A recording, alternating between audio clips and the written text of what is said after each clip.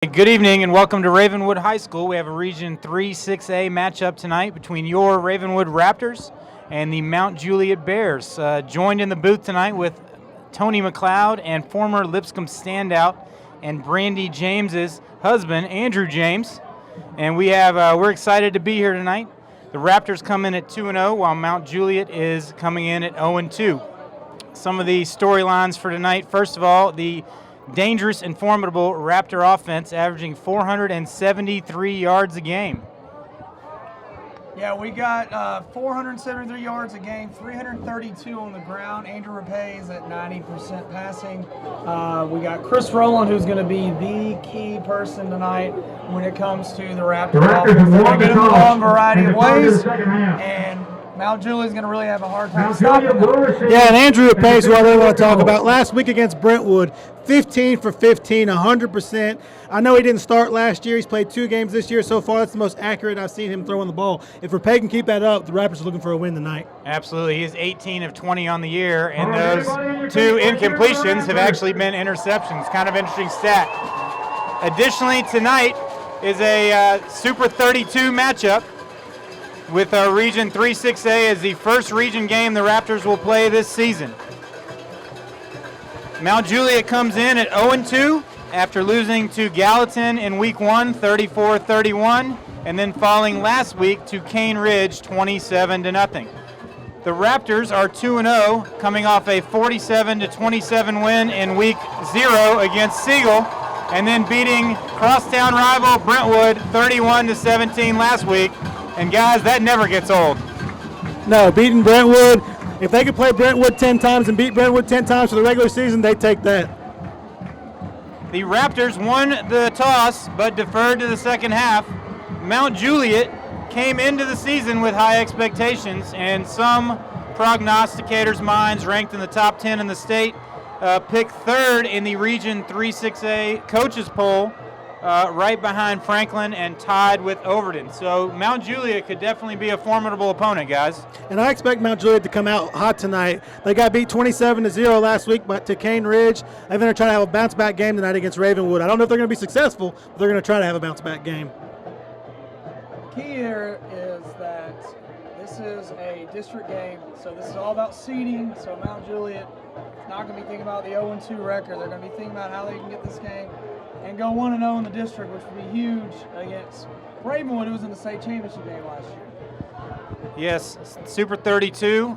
All the teams will qualify for the playoffs, but seeding is going to be a big deal. In the current 6A state AP poll, Maryville, who defeated the Raptors in the championship game last year, is number 1, and Whitehaven, the semifinal opponent, was number 2. Most likely the Raptors would have to go through Whitehaven again, but you would not want to meet them before getting to the semifinal round. We're about ready to go here. Cruz Holt is ready to kick it off, teeing it up. Back deep to receive, number 3, Mason Earls, and 25, Darius Lowry. And Mason Earls and Darius Lowry are deep for Mt Juliet.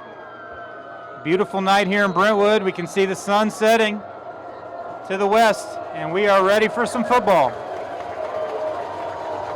Raptor student section was here early as always, and we are underway. Line drive kick hits at the 15, and it is fielded at the 5. Takes it out. He's got a little hole, got some room there. Nice return out to the 40-yard line.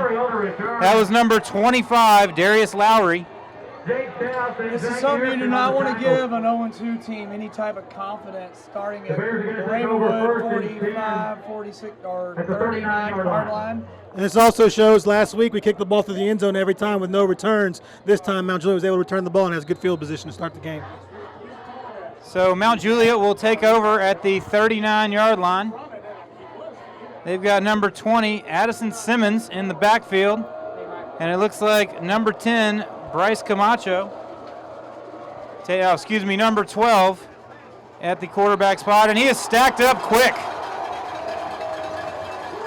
Host of Raptors on the tackle there. Andrew Luckins led the way, Patrick, getting through that line for the big tackle. Toledo are also in on the stop. My apologies, that was number 12, Joey Hayes for Mt Juliet. So now we have a 2nd and long situation. Lucas also get credit for the stop. Going to be 2nd down and 10. This game not quite as fast-paced as the last game we did with Siegel. Mount Juliet obviously is going to try to control the ball by taking their time on offense. 7 seconds left on the play clock. In the gun, fakes the handoff, runs right up the, takes it to the outside, and then falls down. That was number 6, Aiden Rains. Little trickery there. Different guy lined up in the slot. Maybe a little wildcat, Phillips? Yeah, it was. And I followed Lukens that whole play, just watching him develop. Came and made the stop again. He starts 12 yards off the line, still comes up and makes the tackle. The thing is he faked the pitch to the running back and then basically followed the running back. Reminds me kind of that toss play that Les Miles runs with LSU out of the I formation.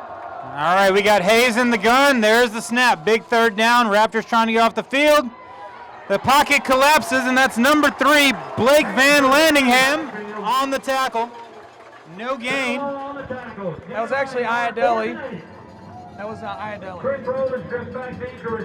Iadelli, yeah, 2 number 3s. Big Iadelli, he is a big man, strong guy, very athletic. It's Chris Rowland time, fellas. Chris Rowland back to take the punt. We have a flag down on the sideline. It could be a sideline warning against Ravenwood. Raptor coaching staff not happy with some personnel getting on and off the field. You know, right there, that's just discipline on Ravenwood. You know? Sideline warning. Is that right, Tony? Yes, Discipline sir. on Ravenwood. Get back. Rowland back to receive the punt. Patrick on the year, two returns for 12 yards, but he does have one kickoff return for a 95-yard touchdown. Well, he can make exciting things happen. He is standing at the 18-yard line. There's the snap. The kick is away. High kick. And Rowland will call a fair catch. Well, and took off for a second. Could possibly been a delay of game on Chris Rowland. You cannot normally call for a fair catch and then take off running. Make that the 23. So the Raptors will take over, and we get to see the 3-headed monster of Rapay, Rowland, and Connor Jeffries in the backfield. It's been difficult to stop. As we mentioned in the pregame, the Raptors averaging 332 yards on the ground. Rapay in the gun, Jeffries to his right, and Rowland is in motion. Hand off to Jeffries, nice little gain up the middle, and he will take it across the 31. Obviously, you're going to have a big hole when you have Chris Rowland running around and possibly running the option with him and Mount Juliet. So that's going to open up for Connor right there as he gets 7 yards. And a great job of the offensive line up the middle as well. A 7-yard game, 2nd and 3. The flag is waved off. Referees wanting to make sure they get a little FaceTime early tonight, fellas. Last week we had incredible referees here last week for the Brentwood game. Rapay in the gun. Takes the snap. He will keep it. Run to his left. Turns it upfield. Nice hit. Rapay on the carry. That was number 44 on the initial hit. On the tackle. And that is Jonathan Jenkins. Jenkins made a good read right there, Tony. Yeah, nice play by Jenkins. So that is going to put us in a 2nd and 3 situation. I would think, no, they're going to give him the first down. A little slow on the draw with the sticks over there. I'm not sure what's going on. Yeah, maybe he barely made it. They wanted a measurement. Look like he got it pretty good from RU, and it is a first down with no measurement needed. If it doesn't look professional, folks, it's because the stick guys were messing up. Rapay in the gun, takes the snap, and he will run to his right. Got some blockers out in front. He cuts it up, takes it over the 40, and will be down to the 42-yard line. Across the 40 to the 41. Rapay is not your normal quarterback. He is kind of a Tim Tebow-esque running back that throws it most of the time.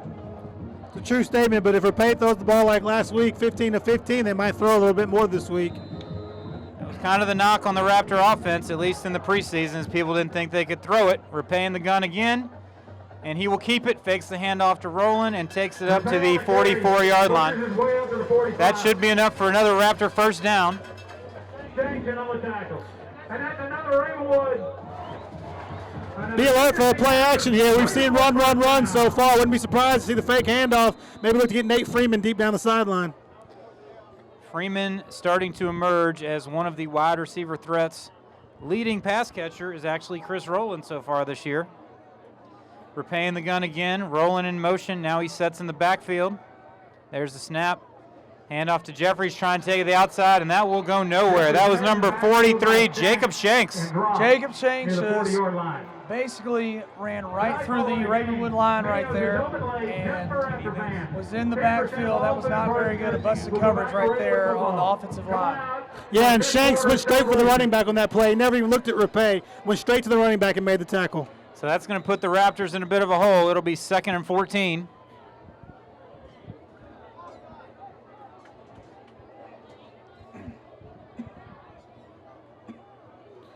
These between play delays are becoming common. Well, they're waiting to set the play clock. I'm not really sure what's going on.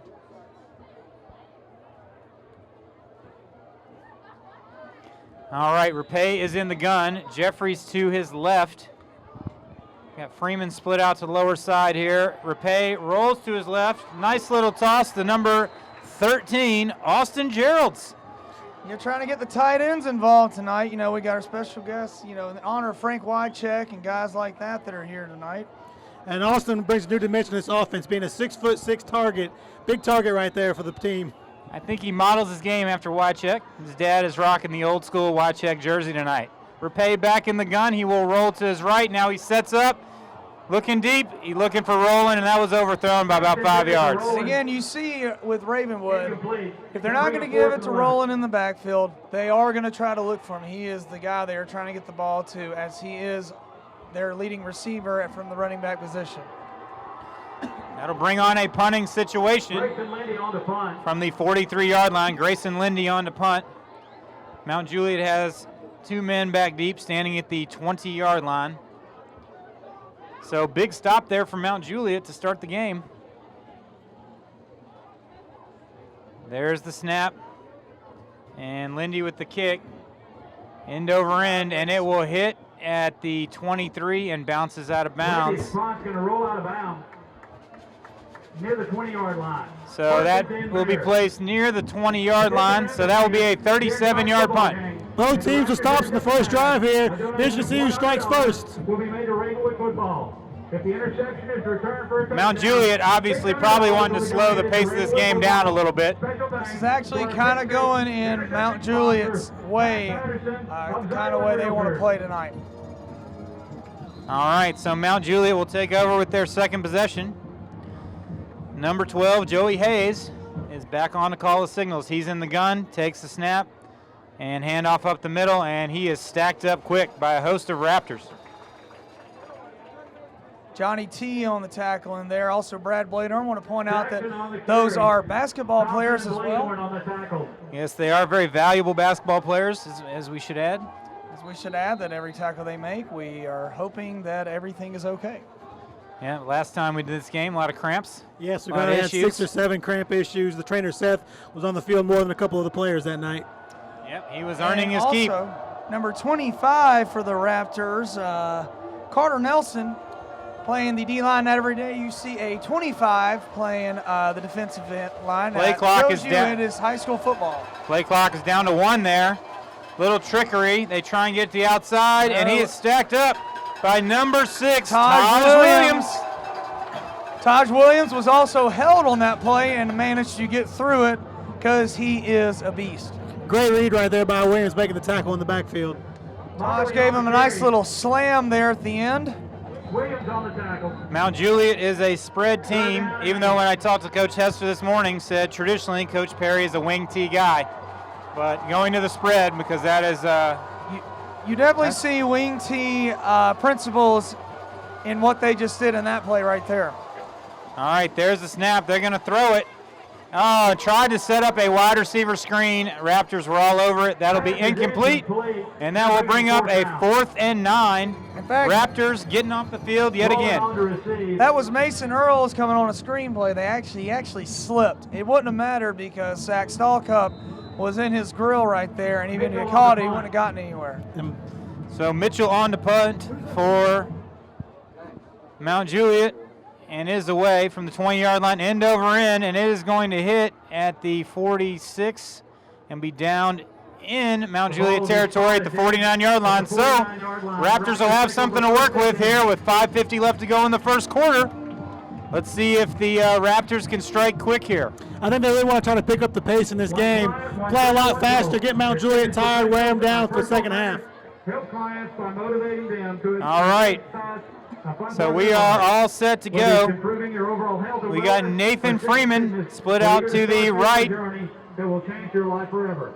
Jeffries in the backfield, Roland to Rapay's left. There is the snap, handoff to Roland. He cuts it up, and he cuts it back to his left, and he will be knocked down to 46, gain of 3. You can tell, Tony, that Mt Juliet came into this game saying that Ravenwood is going to have to beat them with the pass, and they are stacking it up in the box. Yeah, 8 men in the box on that play, just 3 guys back. They're looking at Roland, Jeffries, and Rapay. Roland not getting a lot of touches on that first possession. Look for the Raptors to get the ball in his hands here. Rapay in the gun again. And there's a snap and handoff to Roland again. He will cut it up and dives forward. Nice little move there. Something out of nothing. He will be up to the 44-yard line. In 3-3 games this year, Patrick, we said that quite a bit with Roland. He's made something out of nothing, avoiding the first tackle, shaking the first 2 tackles, and getting positive yards. So very manageable third down situation. 3rd and 4. Could be 4-down territory for the Raptors right here on the Mt Juliet side of the field. We will see what kind of play call we get. Here's a snap to Rapay. Hand off to Jeffries, and he pulls forward. He's going to be short. It's going to be 4th down and 1. What do you guys think Coach Hester will dial up here? I think we should go for it with the way our defense is. Doesn't look like Mt Juliet's gaining much on us either. Yeah, so we might as well go for it. Yeah, I'm looking for a read option between Rapay and one of the backs here. As we see Coach Elrod on the sideline there, getting after it, guys. Always ready. He's not cramping up tonight. Got some salt today. Yes, he did. All right, there is the handoff to Roll. Oh, no, Rapay kept it. And he will have the first down easily down to the 35-yard line. And as I expected, the read option right there. Rapay made a great read. Then we just needed a few yards to get the first down. So the Raptors initiated this drive at the 48-yard line, get the first down, and will look to get back-to-back first downs here for the first time in the game. Rapay in the gun, takes the snap, steps up, and he's going for Freeman, and it is intercepted. No, incomplete. He almost got it. Definitely hit the ground. Bryce Camacho right there from Mt Juliet almost made a great play on that ball. He did. From our angle, it looked like a pick, but, well, we've only got one angle, so that's kind of how it works. He also had, looked like a nice little push by the Mt Juliet guy there, but, you know, I'm not one to complain. Definitely not. That'll bring up 2nd and 10. Rapay in the gun. Jeffries to his left. And he will hand off to Jeffries. Find some room up the middle. He'll take it to 20, the 10, the 5. Touchdown, Raptors. You could have driven your car through that, Tony. Yeah, and Jeffries got speed. Once it gets to the second level of the defense, you can count 6 points on the board for the Raptors. Raptors had 3 receivers out to the left, rolling in the slot, and that was enough to drag the defense away from the middle there. And Jeffries takes it to the house with a 35-yard touchdown run. Cruz Holt will now attempt the extra point. Grayson Lindy to hold.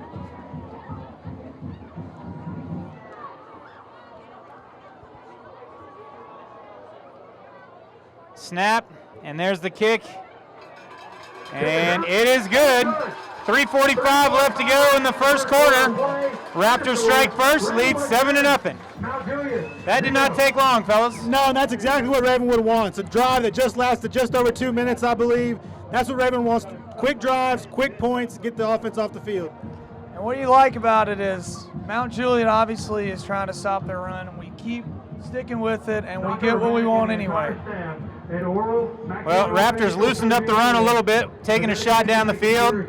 Next play, 2nd and long, take it to the house. Gotta love it. I think those couple pass plays were pretty big and drawing the defense back, opening that hole in the middle. And again, we can't underestimate a great job by the offensive line again, too. So it's kind of been the story of the season. Raptors slow start offensively, come back on the second possession, and go to work. Cruz Holt setting up for the kick. We will see what the strategy will be on this kick. Last one was a low line drive bounce with a nice return. Earls and Lowry are back for Mt Juliet. Having a little bit of technical difficulties here, but RHS TV getting the job done. Got to be honest, it's kind of impressive what they're doing. Well, Shane Shoemake leading the way with his great media kids. RHS TV is the real deal this year, fellas. Shane is the Einstein of media. And there's Holt, and he's going to kick this one away, and that will go into the end zone for a touchback. Oh, we got a little scuffle here at 35-yard line.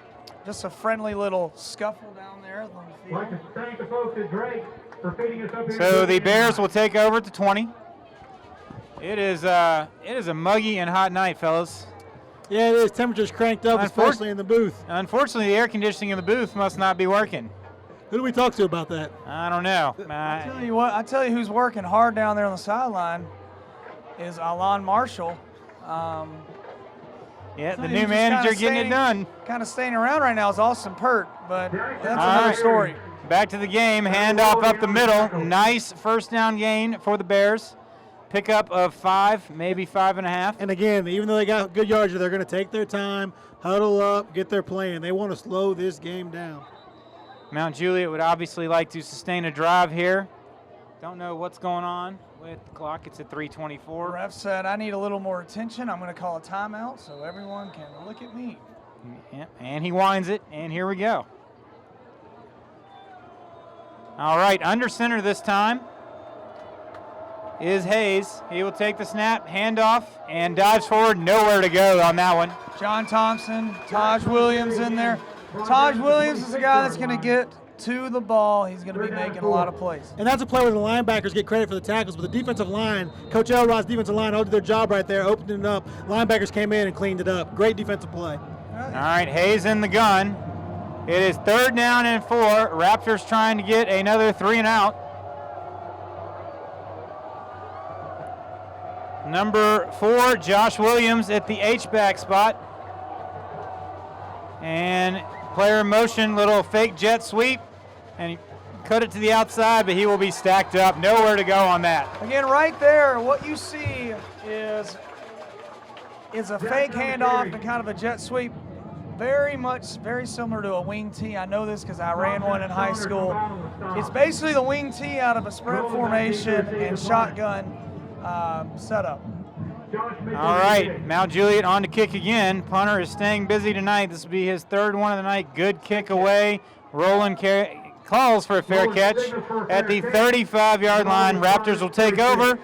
2:02 to go in the first quarter with the Raptors leading 7-0. And that's good hang time by punter Josh Mitchell from Mt Juliet. The higher you keep that ball in the air, the less chance Roland has to return it, which is exactly what Mt Juliet wants. I'd like to quickly thank a few other sponsors. First Tennessee Bank. All right, so the Raptors will take over on their 3rd possession.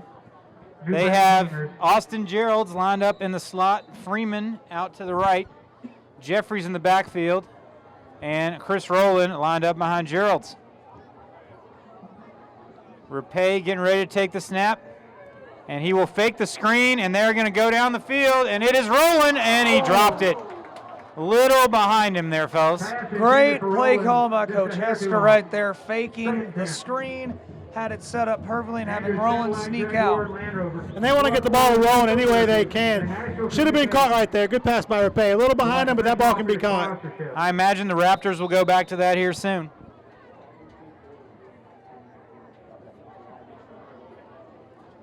All right, Rapay keeps it.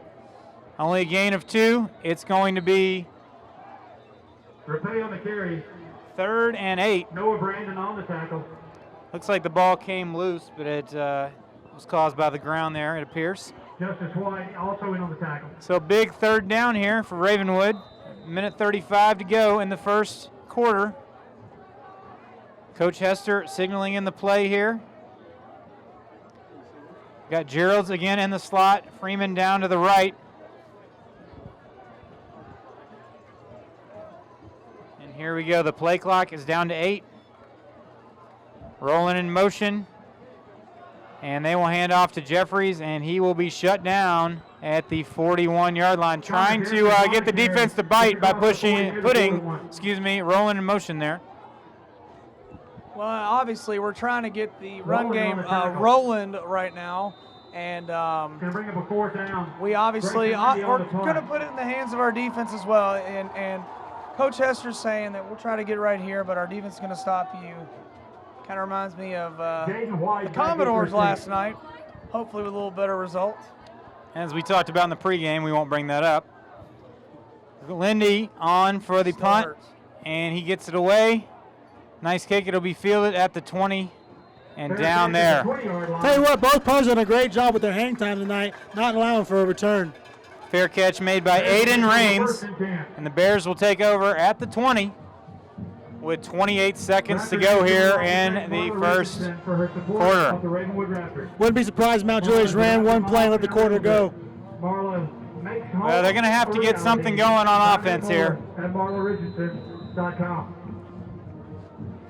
Raptor students doing the tomahawk chop. Yes, new tradition started here that I frankly quite don't understand. But Raptors on the carry. Well, not my obviously, call. I'm we're not the the Ravenwood Braves, obviously. I'm not the spirit coordinator. All right, so it'll be 2nd down, Taj Williams on the tackle. and the quarter will probably run out here. It is 5 on the clock, and Mount Juliet will let it run out, and that will be the conclusion of the first quarter. And that will conclude So guys, the first 7-0 quarter. Raptors. Solid first quarter, but a little slow moving for the Raptors' pace. It is, even though the Raptors are up 7-0 right now, this game is being played at Mount Juliet's pace. Mount Juliet wants this game to be low scoring. That's the best chance they have. So right now, Mount Juliet's controlling the tempo, but the Raptors are up where it counts on the scoreboard. To me, it feels like Mount Juliet is kind of just hanging on, just trying to keep it as close as they can. And I just feel that Ravenwood is going to blow it open here. Maybe not the second quarter, but in the third quarter, I think this is going to be a game going away. Well, the second quarter has been good to the Raptors this year. They have outscored opponents 28-7. So maybe we will see a breakthrough quarter here. Obviously, the longer Mount Juliet can hang around, the better they're going to feel. It's always dangerous to let a team hang around, especially a team like Mount Juliet coming off of last week's tough loss. So the Raptors, like Coach James just said, need to put this game away early if possible. So here we are, 7-0. Tonight is the first night of Region 3-6A play. Other games around the region: Lebanon and McGavock, Franklin and Overton, and Wilson Central and Antioch. Franklin had a big win last week over Riverdale. I think that probably turned some heads after they had gotten beaten pretty handily by Centennial the week before. Yeah, they lost the battle of Franklin to Centennial, then came back with a big win. Be interesting to see what happens this week around the league. Well, also, our opponent next week, Centennial, got beat down by Independence last week. I believe it was 49-6, which is kind of a shocker right there. So a lot of crazy things happening in Williamson County so far. All right, back to action. And there's the handoff up the middle. And nice little pickup. He will get about 5 yards. Gets across the 25 near the 27-yard line. Bladorn. That will bring up a 3rd down. Bladorn on the stop. And Bladorn was hanging on for dear life there. He made the stop about a yard behind the backfield and just held on to the ankles the whole way.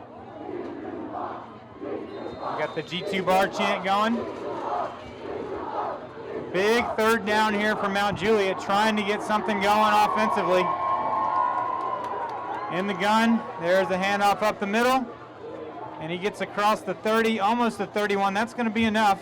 George Jackson on And the carry. Mount Juliet Ball down coaching just over staff the is getting a 30. little fired up over there. I believe that's their first down of the night, I guys. think so too, and they're also holding up their signs. I wouldn't be surprised if they take a shot down the field. They haven't really taken a shot down the field yet tonight. No, they have not. Actually on the tackle. Number 71, Joe Salick, coming off the field.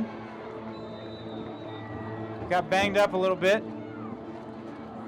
All right, so Mount Juliet trying to get a little momentum on offense. There's a snap, and they're going to throw it down There the you go, sideline. Tony. It's up for number 18. What a nice catch if he hung on to that, and he did. Passes. Wow, Zach Stalkup on the coverage. That was solid coverage. That right there is basically, he's just bigger than Stallcup right there. Stallcup was right there, and he just kind of reached over him. So can't really fault Stallcup on that coverage right there. And something different here as they rush up to the line. Yeah, trying to get a little tempo going. That was Trey Pruitt.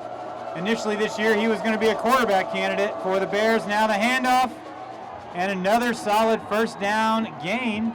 Jackson on the That is number carry. 28, Jahar Jackson, who is essentially their go-to guy in the backfield. So So a little momentum for the Bears here. Yeah, as I expected. They hadn't thrown the ball down the field. They did. A great catch by Pruitt. Now they're trying to get something rolling here. All right, this is exactly what they're looking for. Under center. And there is the handoff. It's Jackson again, another solid gain. That will be another first down to the 26-yard line. A little bit of tempo here. Williams on the tackle. Like you mentioned earlier, the coaches are getting fired up over there on the Mt. Juliet sideline. Well, they're just looking for a little bit of success, trying to even the score here on the move. In the gun this time, handoff, and he'll be stacked up at about the 25-yard line. On the carry again across Jackson the again. 25 down to the 24. Again, this is going to Mt. Juliet's plan. on the stop. They are speeding it up, but you know they Second have down, we'll call it control 7. the time of possession, it seems, and they're right where they want to be right now. Solid get on first down, 4 yards. Back to Jackson again. He will work his way through the line and be taken down at the 21-yard line. That's going to bring up a third down and probably about 3 or 4. And it's been a great drive for Jackson here, running more like Fred Jackson, the former Bills running back, up the middle between the tackles. Matthew Trainer. I'll let you take that one, Coach James. Matthew Trainer just kind of lost it here at the freshman student section. I'm going to have to pick it up. Jackson on the handoff, and he is going to be close. Judging from the far spot, he might be just a little bit short. I expect him to go for it here, especially after having success on the run on this drive. Got to be 4-down territory here. I mean, what do you have to lose? 0-2 record, trying to pull off a big upset and stay in this game. It's going to be 4th and a yard. They rush up to the line. Under center, quarterback sneak, he got it. Looks like he got it. Hayes on the keeper. So Mt. Juliet knocking on the door here. Bladorn on the tackle. Brad Bladorn. First down. So they're getting some success, and they are getting into it. Mt. Juliet student section across the way, going with the neon theme tonight. Hawaii versus Neon, pretty interesting crowd tonight. Student section's deciding to not wear either one of their school's colors tonight, which is very weird, but they're high schoolers. Hand off to Jackson, and he'll be stacked up at the 15-yard line. Carter Nelson in on the tackle. Joe Stalick entering the game again. As well as I tell you what, it's an interesting battle going on the far side between Zach Erickson and Earls from Mt. Juliet. Each player is a little pushing and shoving, locking up. Zach Erickson has had a history with Mt. Juliet kids before in JV basketball games, I will say that. So maybe it's a Giving him few carryover inches, effect. but I think you can say that to just Zach about Erickson, anybody. he's not really afraid of anyone. All right, in the gun, and it's Jackson again, and stacked up a little bit, try to cut it back outside, and he will go nowhere. Bladorn in there, a few other Raptors. Taj Williams again. Looks like Erickson is trying to bait Earls into getting a penalty. And he almost got it that time. Earls almost hit him. to it. All right, so here we are again. This is a big third down here. 3rd and 9 from the 16-yard line. The Mt. Juliet coaches just switched Earls to the other side of the field. I mean, this is Mt. Juliet season right here, guys. A little premature, but oh, nice play, and that will be a touchdown. That is number Josh 4, Josh Williams, the H-back. He's a senior, and a little fake there, and he just cut up the seam, and he was wide open. And I tell you what, they haven't thrown many passes, but the quarterback's been pretty accurate tonight. Well, here's the thing. You run it and run it and run it. And it looked like Mt. Juliet was determined to keep running it, and then they faked it. It was actually a really good play call by their coach. Yeah, excellent play call. He did not have anybody around him. Raptors trying to run kids off the field. I gotta blame that on Matthew Trainer for losing his cool in the stands up here. And good. Yeah, that would be a good correlation there, Andrew. The kick is up, and it's good. And with 7:28 left in the second quarter, we have a tie ball game. An impressive drive by Mt. Juliet. A couple passes through the air, a lot of runs by Jackson up the middle. Great drive by Mt. Juliet to tie this game, and also they played at a faster pace that drive. They did. That was they definitely sped the pace up there. So Raptors with a little adversity here, fellas. Haven't had a whole lot of tight games, not just this year, but in the last couple of years. And here we are in the second quarter, deadlocked at 7. The second quarter's been their quarter, so let's see if they have an answer to Mt. Juliet's touchdown. All right. So Mt. Juliet definitely feeling the momentum. Mount Juliet bringing a pretty solid crowd, much better than Siegel. Obviously not as good as Brentwood. Yeah, but it's definitely a different look over there. Hard to miss them with all that neon on, as Coach James mentioned. Let's just talk about this for a second. We got a red and a black team versus a black and silver. That would be correct. Okay, so we have neon over there. We've got Hawaiian. Can you imagine the Alabama student body wearing Hawaiian to a football game? I just feel like we need a little bit better cooperation. In the Alabama student section, they should have anything but overalls. They should have won a Hawaiian shirt the Ohio State game because it was aloha to their season last year. All right. We are getting away from it here, ladies and gentlemen. Nobody likes Ohio State. Let's just be honest. Mount Juliet's about to kick off, so we can get back to action. Until Urban Meyer has a bad recruiting class, and then he'll retire. The kick is away, and it will be fielded in the end zone. That will be a touchback. Kick sails in the end zone. About a yard away from being able to be returned right there by Jeffries. Definitely don't want to do that. I guess Ezekiel Elliott would have probably returned that for a touchdown. Is that correct, Tony? I mean, I believe so. All right, Ezekiel Elliott. I'm done. We're going to have to cut him off. Let's see if the Raptors can answer Mount Juliet 7 here with the ball at the 20-yard line. It's a pretty significant possession for the Raptors. Gerald's in the slot. Rowland lined up behind him. Jeffries to Rapay's right in the gun. Here's the snap. Hand off to Jeffries. He will cut it to the outside, and he will be shut down. Loss of 1 on the play. 44 on 44. Jonathan Jenkins with a tackle right there from Mount Juliet. We've got Nathan Fazer, who is now back. He will be out in the left wideout position. Gerald's and Rowland stacked in the slot yet again. Rapay in the gun. Jeffries to his right. Here's the snap. Rapay sets up. He tucks it. Pocket collapses. Ooh, he got hit pretty good, but Baby Rhino bounces off of it. I was just about to say, that's where he earns his nickname right there, Baby Rhino. He actually gained about 4 yards out of that, which it looks like he was at least going to have no gain. Bouncing around makes it a manageable third down, about 3rd and 6, long 6, short 7, however you'd like to say it. This is a pretty critical down here. I think we go deep to Facer right here.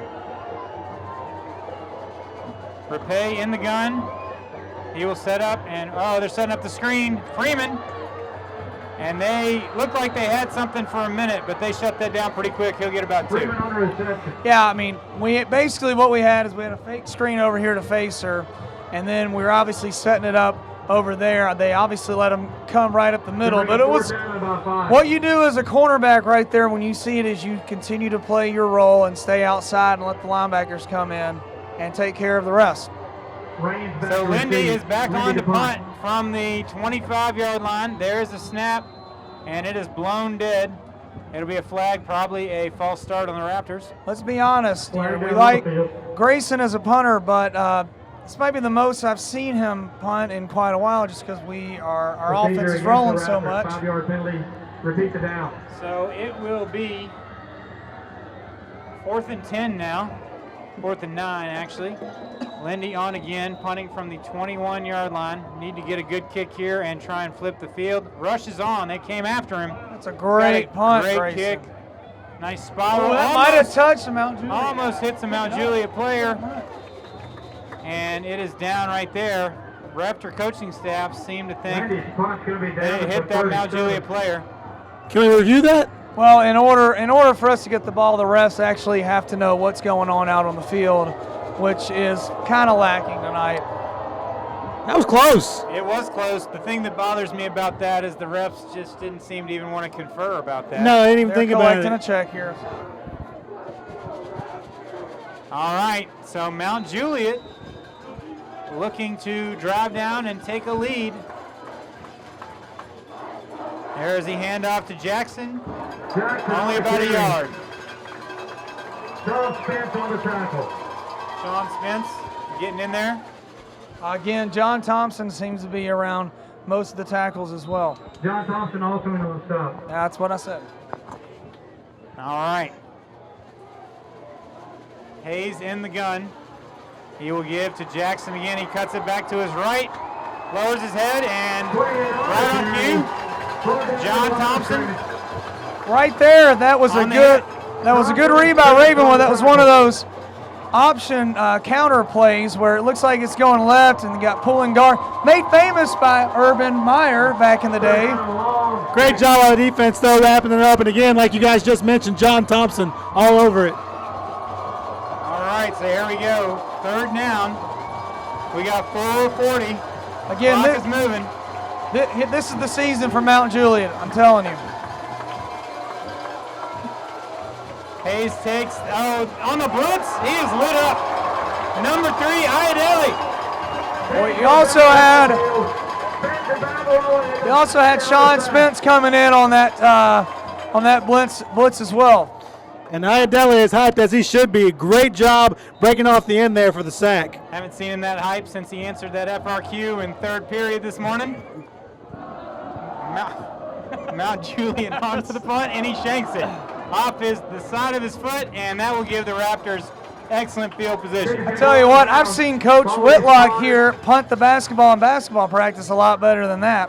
Great catch by the Raptors coach on the sideline right there. I tell you, Patrick here can boot a basketball. Let me tell you that much, guys. Bobby Knott That's style? all I'm going to say. I don't really know what you're talking about.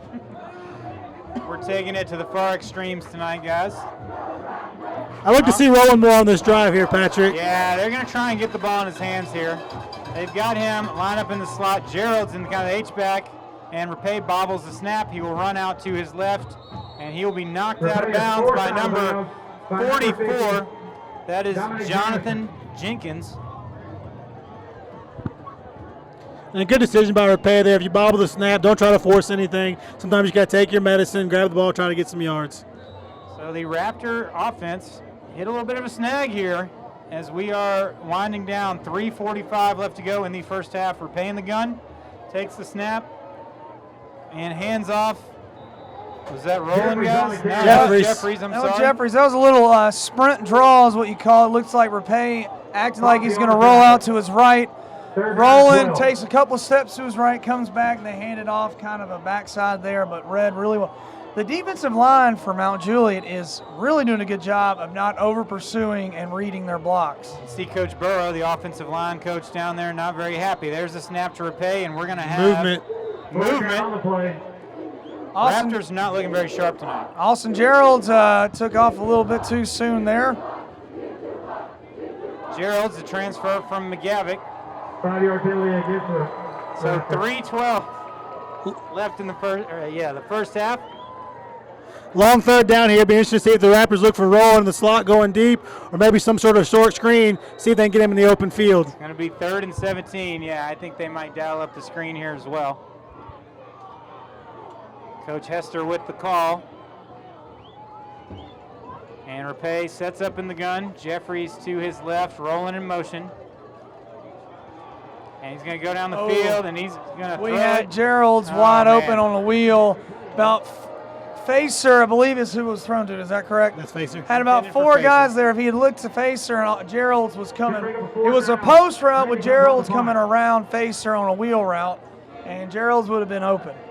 Forced that one, and now the Raptors will be forced to punt again. 4th and 17. Lindy on again, earning his keep tonight. And it is just brutally hot in the booth tonight, guys. It is.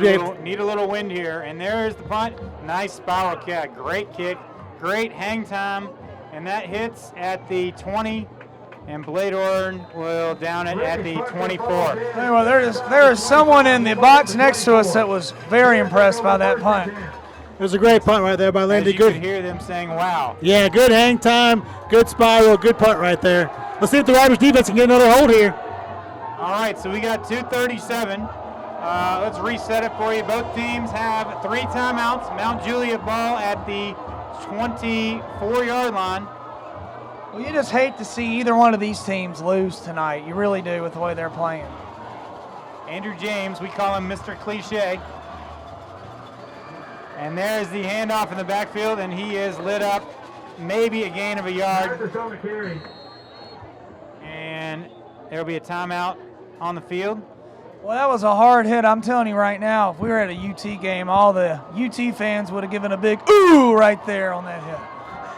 Raptors take the timeout. Raptors obviously trying to get the ball back here. 2:27 left. 2 timeouts left for the Raptors, 3 for the Bears. Yeah, good timeout right there by the Raptors. What they're trying to do here is if they get the ball back and score, remember the Raptors get the ball to start the second half. So they put 2 scores together right here and build a nice, comfortable lead. Absolutely. Probably a little frustration on the offensive side of the ball for the Raptors tonight. And it'd be nice to go into halftime with some momentum because right now Mt. Juliet's coaches and sideline are very excited with the momentum they have. It'll probably make the halftime talk a little bit easier from Coach Hester if they can find a way to get the ball back and score here. Another great crowd on hand tonight for the Raptor Nation. Had a great crowd last week as all those people from Brentwood came over, and we gladly took their $7 and sent them home with a nice little loss. That never gets old. 3 in a row against the Bruins.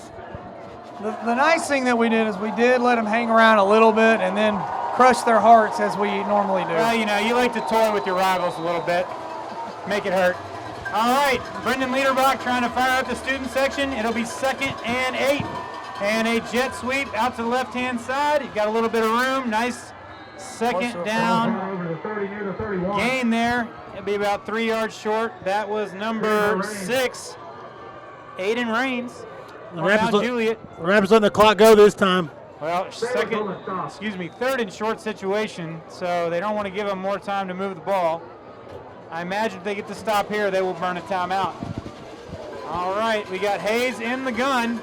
Handoff, running to his right, and Bladorn had him for a second. He gets through, and that'll be a first down. Bladorn's getting up a little bit slow. We need him to get up right now. That would be one of our key post players in basketball. Very key. One thing I noticed, Tony, is they keep switching Stallcup and Erickson in the cornerback positions. I guess they're trying to get a man-to-man type matchup there. I've noticed that too, trying to give him a different look. First down, clock stopped. Now it's reset, 1:46 and counting. Hayes fakes the handoff. They're going to hit number 3. Nice catch. Going at Stallcup again, guys. A nice catch right there by number 3, Mason Earls. Quarterback with just enough touch to get that over Stallcup right there for the first down. Good coverage till the end there. Stallcup kind of was looking for the ball, and as he looked for it, he kind of slowed down a little bit. He was right there with him, but he slowed down just a little bit trying to find the ball. Stallcup with a pick last week against Brentwood. There's the handoff, and John Thompson takes his helmet up and takes him down. That was number 39, Gabriel Magalay. Just a sophomore. Probably butchered that name. Sophomore, pretty big back, and per rules he has to come off the field this play for losing his helmet. John Thompson out there like he was on the farm hunting, boys. Tell you, John Thompson wrestled him down probably like he wrestled down a pig in the woods. All right, Hayes in the gun again. Handoff. This time it's Jackson. Got some good momentum. He'll be about a yard short. I would expect Mt. Juliet to take a timeout. Taj Williams comes out of the pile with the ball, but he was down. And another good thing for Mt. Juliet right now, Jackson got a nice break right there. He's coming in fresh here for the end of this drive. All right, so here we go. 3rd down and about 3. A minute 16 and counting. Mt. Juliet looking to go into the break with a lead. Handoff to Magalay again, and he bounces it forward to the, he's gonna get the 22. That's going to be another first down. Right here you got to be thinking that Mt. Juliet could easily just get a field goal out of this, and them going into halftime with the lead would be a huge deal for them. 1:01 on the clock. And Mt. Juliet taking a little bit of time to get the play in here. Interesting strategy. I'd watch Earls on the sideline closest to us right here. All right, handoff to Magalay again, and Thompson again lights him up. John Thompson on the tackle. John Thompson used to wearing camo all the time. Looks like he's wearing camo out there because the blockers for them, Mt. Juliet cannot find them. Am I right, Tony? Yeah, great job by Thompson. He's shedding blocks left and right, making plays, just like he's going to do on the basketball court this season for you guys, I expect. He will. We have to tell John that he can't wear boots when he plays. That's kind of a big deal for him. Also have to tell him he can't tackle people. John also, every time he shoots a layup, somehow belly flops on the floor, which we're trying to get him out of as well. All right, so here is the situation. 41 seconds. Raptor student section trying to get in it, using the whiteboard. It says get loud. And we got Brendan Liederbach wearing his usual jorts that he likes to wear, which are way too short for him. Not the best look, A bit but disgusting and disturbing. he obviously thinks it works for him. So we're just going to let it go. Brendan's older brother, JP, a standout on the hardwood. And a tough customer at that. All right, here we go. Hayes in the gun, 2nd and 11. He will fake the handoff. Goes to the end zone. Incomplete. Erickson on the coverage there. Great coverage. Erickson, really good job of finding the ball. You could almost tell Erickson thought they were going to be throwing it his way, and he was watching the ball. And almost, maybe if he'd have judged it a little bit better, maybe he could have picked that one off. A little poorly thrown to the outside. Nonetheless, good coverage. All right, big 3rd down right here. Right now, this would be a 39-yard field goal from the current spot. Hayes in the gun. They will fake the jet sweep, hand off to Magalay. He gets some room. Looks like he gets down to the 16-yard line. It's going to be short. And that'll bring up a 4th down situation. It looks like, if I had to guess, Mt Juliet, who I believe has, well, they have 2 timeouts left. They might, well, it looks like they're going for it, but they might be trying to draw Ravenwood offsides. Down, Hayes in the gun. And it looks like, if I had to guess, Mt Juliet's going to call timeout, and we're going to kick a field goal for 4. So they're trying to draw Ravenwood offsides. That'd be the smart move. And the booth is shaking, ladies and gentlemen. Raptor students, Raptor parents. Pretty sure our students thought that Mt Juliet was just going to let the clock run out and didn't understand what was going on. So And a good 3rd down play right there. You give the ball to your running back. If he gets the 1st down, you got your timeouts in your pocket. If he doesn't, you play it safe. You give yourself a chance to go into halftime with the lead. They've definitely been playing very conservative, and it's paid off so far. Yeah, this would be a big momentum booster for Mt Juliet. Outplaying the Raptors in the first half, I expect Ravenwood to come out with a significant amount of fire in the second half based on this performance. Coach Hester will probably have a little talk with the boys at halftime.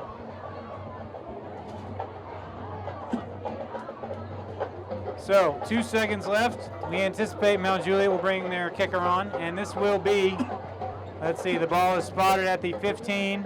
This will be a 32-yard field goal attempt.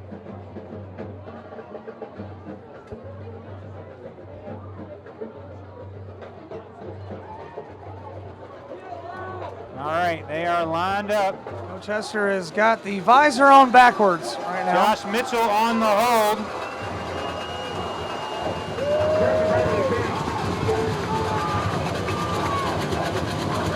Snap, kick. No good. A big stop for Ravenwood right there. Huge play. Huge Honestly, play. couldn't tell. Was that tipped? I think it was just a bad kick. Well, that's a total bummer for him. So, the Raptors will go to halftime, tied up 7-all with the Mt Juliet Bears. A little bit of a surprise in the first half, fellas. A little bit. Mt Juliet has really come out with a lot of fire. That you know they got to feel really good about how this half went. Yeah, and you got to give them credit. They almost had a chance, or they had the chance right there to go into halftime with the lead, but the missed field goal keeps this game tied. Absolutely. So we will step away here in a minute. We'll probably go get some food so we can recoup the weight we lost in the box in the first half because it is about 112 degrees. We'll be back with second half action here shortly. This is RHS TV. And we're awesome. All right, Raptor fans, we are back for the second half. We have a tie game, 7-all. A half where the Raptors struggled a little bit offensively, only 4 first downs to Mt Juliet's 8. And the Raptors were outgained 149-77. No turnovers on either side. What do you guys look for in the second half? Well, first of all, it's been a long time since I've seen anyone outgain Ravenwood. I think what we're going to see here is we might try to take a couple more shots, but we're not going to change our game plan. And our defense, I think, obviously, Mt. Juliet is determined they're going to run the ball, so we might stack the box a little bit there. And like Coach James said, it's the first time we've seen somebody outgain Ravenwood in the first half in a long time. But the score is still 7-7. I expect to see a lot of Chris Rowland this half. They might try some creative ways to get the ball in his hands, try to get him in the end zone, get the lead back. Yeah, Chris Rowland, a little bit of a non-factor in the first half. We expect him to get a few more touches here in the second half. And also look for the Raptor offense to open it up a little bit and throw the ball over the top. Our apologies, we got some random students coming in here and bugging us. We don't really appreciate that. One of the 50 Gleasons that go to this school. Ah, nice. All right, well, we will be back to action here in a minute. And we're back in the booth? No, we're not. All right. We are in the booth, actually, and it is blazing hot, ladies and gentlemen. We do, before we go back to start this game, I want to give a nice shout-out to our girls basketball coach, Mariska Harris. And she was inducted into the Trevecca Hall of Fame. And just very proud. And honestly, she could not have done it without the help of Tony McLeod right here. Yeah, we were talking about down there with Mariska. When I used to coach in college, coaching against her, I think my team padded her stats quite a bit as she scored in the upper 20s, close to 30 points against us a few times while she was at Trevecca. But seriously, congratulations to Mariska. What a great honor for her. Speaking of that, we also want to give a shout-out to our good old former assistant coach, Jerry Surratt. Jerry, we know you're watching this game right now, and you're probably going to watch it real late and not watch it till about the fourth quarter because you struggle with time. And no one cares what I'm talking about right now, but that's okay. All right, so we can get back to business. I'll take it away. The Raptors will be set to receive the ball in the second half after winning the coin toss and deferring. So hopefully, last time we had a broadcast with RHS TV, Chris Rowland took one to the house to start the second half. Be a nice result to this kick to start off here. Yeah, we take that. That's the easy way to score. But either way, definitely a big drive here for the Raptors. Raptors will look to set the tone. Coach Hester, being the offensive genius, I'm sure, has put together and scripted a nice drive to start the second half. Mt. Juliet got to be feeling good about themselves. Coming in tied 7-7, they came into this game with an 0-2 record after a beatdown last week against Cane Ridge. So, people around the mid-state getting this score, probably a little surprised. Hopefully the Raptors can come out and take care of business here in the second half. Mt. Juliet set to kick. This will be number 80, Jacob Bailey. He's a junior. He takes a bit of a big, deep drop here. And the kick is away, and that will be a touchback. Good kick. That is a weapon right there. It is. I don't understand. If you can put it in the end zone, I would just put it in the end zone every time. Especially with a return man like Rowland back there and Jeffries as well. All right, so the Raptors will take over at the 20, hoping to set the tone here in the second half with a nice opening drive. See if they can get the ball rolling in the open field here to get going. I look for them to go to Rowland early and often in this drive. Rapay in the gun, Jeffries to his right. And hand off to Jeffries. And he breaks a tackle, he takes it outside, he's got some room, and he will get across the 35 to the 37-yard line. Right there, the hole kind of closes up. Jeffries keeps going right there and shows his strength right there. Raptor weight program paying dividends again. All right, Rapay in the gun yet again. Takes a snap, fakes to Jeffries. He'll run to his right. Got a little bit of room. He cuts it outside. He's got some room. Over the 50, over the 45. Knocked down at the 38. Great patience by Rapay. Instead of just taking off, he made it look like he was going to cut back in, and then he burst it outside. Showed his speed there, too. A matchup to watch right now. Sophomore linebacker Tony Thompson is covering Chris Rowland in the slot. All right, Rapay in the gun again. Takes us, bad snap. Jeffries picks it up, cuts it upfield, and he will get back to the line of scrimmage. Lucky to get back there. We've had a couple of bobbled snaps there. Can't really tell if it's the center or what. Now we have a flag. Appears that looks like of the personal foul sorts or sideline warning. Sideline infraction, it Be looks like. our second one of the night, I believe. We're going to get a penalty for that, right, guys? Should be a 15-yard penalty, I believe. Ooh, that's not good. Yep, another sideline, and that is going to back the Raptors up. 5 yard, better than 15. Yeah, much better than 15.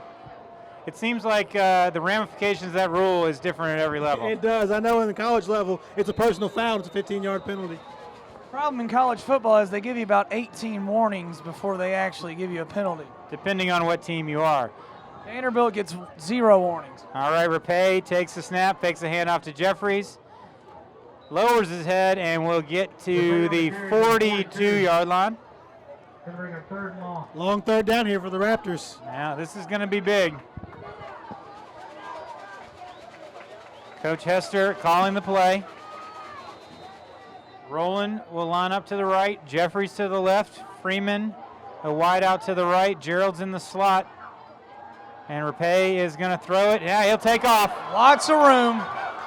And he gets it up to the nice move at the end. He'll get it up to the 30. He's going to be short. And he lit up that kid from Mt Juliet who was still on the ground. We hope he's okay. Right before he lit him up, he made someone fall, and I believe that's who's injured right now. And I guess that guy's just trying to find his ankle strap right there. Great run by Rapay there. Mt Juliet brought in an extra defensive back plan for the pass. He saw the open room, ran it, and though he didn't get the first down, it is a manageable fourth down here if they want to go for it. A lot of room to run there. We will have an injury timeout. We'll take this opportunity to talk about all the Raptor alumni coming back tonight. A big weekend for people to come home, Labor Day weekend, and we got to see quite a few at halftime. A few celebrities here as well. Eddie George is in the house, ladies and gentlemen. I know Tony loves that. That is my Buckeye, one of my favorite Buckeyes of all time, Eddie George. I got a picture with him at the airport the other day, actually. Yeah, it's interesting about Eddie George. He actually was known for wearing number 27 because that's about the yards per carry that he averaged, 2.7 towards the end. But we love Eddie before, and I would not say that to his face because he would kill me. Well, we're going to text him, and Coach James might not be with us the rest also, of the night. I just don't like Ohio State. And anyway, other notable okay. Raptor alumni here tonight. Nick Barton, who's playing college football at Samford. They got a win last night, and he is in town. I believe I saw Joey Barnes out there. Yes, big Joey Barnes. Great big man on the hardwood for us a few years back. Dr. Durr out on the field, along with athletic trainer Seth Woodard, helping up the injured Mt Juliet player. And obviously, And an emergency. That's number 2, Justice White. We hope he's okay. Glad to see our training staff getting out there nice and quickly. All right, so we're going to reset it. It's 10:25 to go in the third quarter. Raptors moving the ball, but it's going to be 4th and 1 from the Mt Juliet 31-yard line. What do you expect here, Andrew, on fourth down? I think you're going to see an option read right here. I think All that's right. going to kind of be our go-to here, option read. Rolling in motion Oh, and offside. I told you they were going to try to catch him offside, obviously. Just as you called it right there. They don't call him the best color man in the business for no reason. We see Drew Harmon there, number 57, who's a sophomore actually starting on the offensive line. Pulling his jersey way up and showing us what he's got down in the belly region. Well, we'll take the free first down, and it will be first down from the 26-yard line. Rapay in the gun. Rolling in motion again. Now sets up in the backfield. There's the snap. And there's Chris Rowland. Lowers his head, tried to bust it outside. And maybe a gain of 2 there. Rowland just not been able to break free tonight. No, he hasn't, but again, I think they got to keep getting him the ball, trying to get him the ball because Rowland can break a play at any time and get to the house. Nice shot of Matthew Trainer there, looking a little lost in the student section. I'm starting to think that Matthew Trainer might be the star of the evening. He's been on TV just as much as Rowland and some of the other stars on the football field. All right, Rapay in the gun. Jeffries, they're going to go option to the right. Rapay lowers his head, dives forward for a few yards. He will be knocked down about the 22. That will bring up another third down opportunity. Big third down here. I know the Raptors probably want to take this in for the touchdown. Big third down, but also key to remember they are in field goal range for their kicker right here. Well, we're in the stadium, so we're in Holt's range.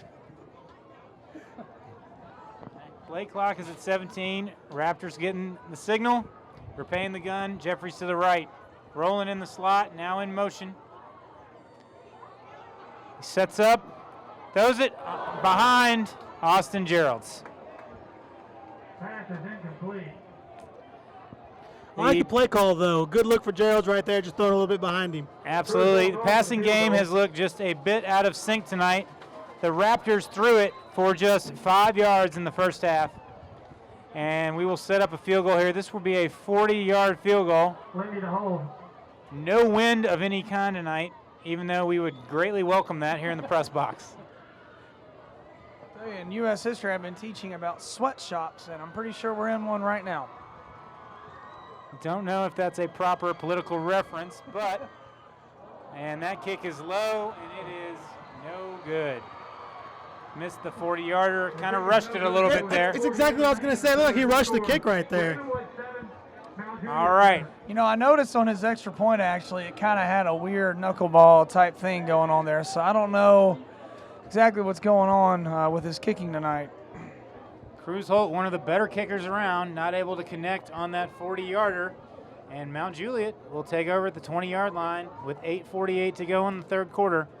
So this is a situation you have not seen the Raptors in much over, well, really the Will Hester regime. So this is going to be interesting to see how this game plays out over the next 20 minutes. Yeah, it's been nice to see how the Raptors can respond to this adversity right here. All right, Hayes in the gun, and he will hand off. It's Jackson, and Jackson is, well, he was stacked up and gets off the block. Gets about 2 yards. Nate Stoner in on the tackle. Nate Stoner, first time we've called his name tonight. I haven't heard much from him. Nate has had some big games here recently. Played very well against Siegel. It'll be 2nd down and 7. Hayes in the gun. He's got Williams at the H-back spot. Hands off to Jackson. He's got a little bit of room. He'll take it out across the 30. That will be probably a first down, depending on the spot. Which is the way they've spotted the ball tonight. I'm sure he got it. Yeah, let's see if they go for a measurement here. And 8 points, first down. First down, Mount Juliet. All right, Mount Juliet, a lot of success on the ground in the first half. 82 yards and outgained the Raptors by almost a clip of 2-1 in that first half. Just do not see that very often. Hayes in the gun again. They'll fake the handoff. Now they give it to Jackson. Plenty of room. Using some of Ravenwood's playbook. And this Erickson Arrows matchup getting strong again right here in front of us. Yes, he is, Erickson. Obviously, Zach Erickson forgot to wear his other sleeve tonight. He just got one sleeve on tonight, which is very interesting. Going for the Allen Iverson look. Keeping it real, ladies and gentlemen. Hayes in the gun again. Jackson in the backfield. And there is the handoff to Jackson, and Iadeli showing those big old arms, just grabbing him and pulling him down. Iadeli is very, very strong. Really has capitalized off that Raptor weight program. Strong move. Look like he actually jumped over Bladehorn almost to make the tackle right there. He has a bright future, very intelligent young man. Is he in your class?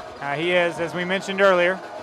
Hayes in the gun, fakes the handoff to Jackson. He's going to throw it up top, and that is, what, number 6? Pass is complete up there midfield. Aiden Raines, I believe. And a big first down. Do we have a flag on the play? Everybody's running backwards here. We have something, and the whole Mount Juliet team looks like they're running on the field, but it's only 11 guys. There was an incomplete pass. Maybe he stepped on the sideline. Yes, it was. Yeah. Nothing gets by us. All right. 4th down, Mount Juliet. Pretty sure the main play guy, that's his job to see that. It is. You're right. Missed it. Roland will take that at the 31. And that was, boy, a clip. Oh! And they're calling a clip. It's coming back, so all this for nothing. Roland with some nifty running. To be honest with you, it was very, very close to not being a clip. The guy, he literally got him on the backside shoulder. It was right in front of the referee too, Tony. Well, that's a judgment call. And I don't agree with his judgment. I think the clip's being called in the first block. I think John Thompson's block was clean the second one. This one right here, though, right where he's standing, I saw it. The first guy missed, and somebody blocked him in the back. Flag was thrown at the 34-yard line, so yes, that would be the first block. John Thompson laying the hammer, ladies and gentlemen. Pancake block right there for Thompson. That was nasty. Just to mention, tomorrow morning he will be sitting in a duck blind.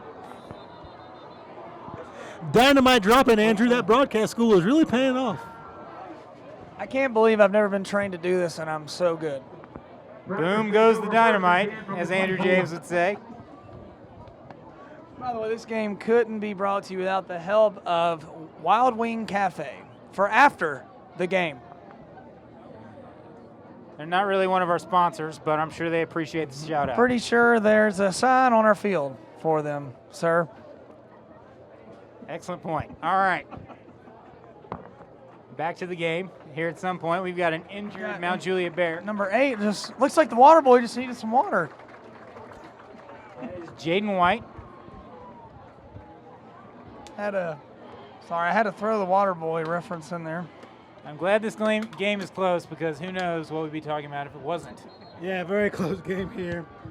All knows that hopefully Mt Juliet didn't stock up on some tackling fuel. You are really bringing it tonight, Andrew. Don't even know what to say about that one, but we're glad you're back. This is the last outing because he was out near Mt Juliet at the Wilson County Fair, ladies and gentlemen. Back to action. Rapay in the gun. Fans. Rapay takes the handoff and carries the Mt Juliet defender with him across the 30 to the 31-yard line. Good first down pickup. Tony, on a serious note, I got to admit, even though we haven't had the best success with it, we're not going away from our game plan, which I think instills confidence in the players that Coach Hester is not freaking out trying to do something. Yeah, absolutely. You stick to your game plan, especially with a team like the Raptors who can break it at any point. Raptors have consistently found ways to win under Coach Hester, coming this game with a 26-3 overall coaching record. Rapay takes the snap, hands off to Roland. He tries off tackle this time and gets down to the 34-yard line. Got to give the Bears credit. They've held Roland in check so far. Key there being, though, so far, is Roland can break it at any time. That should be first down. If not, it'll be third and short. These spots tonight have been not very generous towards the Raptors. Rapay in the gun, takes the snap, fakes the handoff, and he'll be stacked up in the backfield. It is going to be, well, who knows what they'll spot it, but it is probably going to be a fourth down. This will be an interesting decision here for the Raptors. I would expect Coach Hester to roll the dice here, but we are in a little different situation. Well, we're not going to roll the dice now because it is a first down. A little slow to make that call are the officials. That's why there's three of us. Rapay in the gun. Takes the snap, gives it to Roland, running the left side, and he is upended. Nice play. That'll be a 2-yard loss. You know, the key here, when you are facing a team that is a read option-oriented team, you're not really wanting to rush in the backfield like normal. You want to shed your blocks and kind of wait and see what happens so there are no holes. I learned that from good old Coach Elrod. Coach Elrod, a wealth of knowledge when it comes to educating Coach James. And a little screen to Roland. Nice move. He cuts it outside. Got one man to beat. He's at the 30, the 20, and he'll beat him. Touchdown, Raptors. Wow, what a play. There is. Is there a flag on the play? There is a flag on the play down at the 46-yard line. We have a flag at the 46. Now Juliet players are calling them back. Let's see what they call. I just didn't see it, guys. I'm not going to lie. I still don't see the flag on the field. But they are bringing it back. Even though it's not going to count, I like what Coach Hester did there. Getting Roland in motion, coming towards the line. Looked like some arena football type action right there. It did, a great play call. And the white hat is going to make the block in the back call. And I just don't know, guys. Second big block in the back call. It's cost us here. All I know is that I'm pretty sure that the ref said we got to keep this game close. Let's call a block in the back. Yep. Laundry on the field, ladies and gentlemen. And the Students Ravenwood are students being not real, approved. real respectful. All right, so now 2nd and 10, repaying the gun. Be interesting to see what call we come up with here. There's the snap. Rapay drops back, looks across the middle. Oh, and hits Roland. Nice play. Nice clean hit by number 9 there. Who is that? Number 9, McConnell. that's Zach McConnell. That's that happens when you go across the middle sometimes. It is big. Go ahead, Tony. You go. No, seriously, you go ahead, Tony. Yeah, great play by McConnell reading it. Rolling going over the middle. Going to be a tough catch right there, but he almost made the play.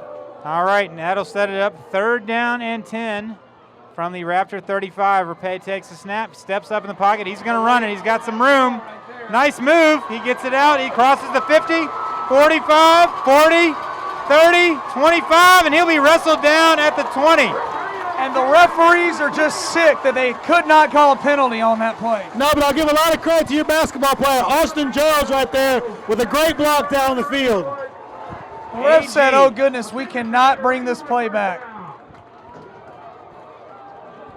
Number 73 for the Raptors, Tavion Mills, a little shaken up on the play. He will come off the field. And he'll be replaced by number 51, Tanner Etherly. So the Raptors are in business. 1st down and 10 at the 20-yard line. 3:44 to go in the 3rd quarter.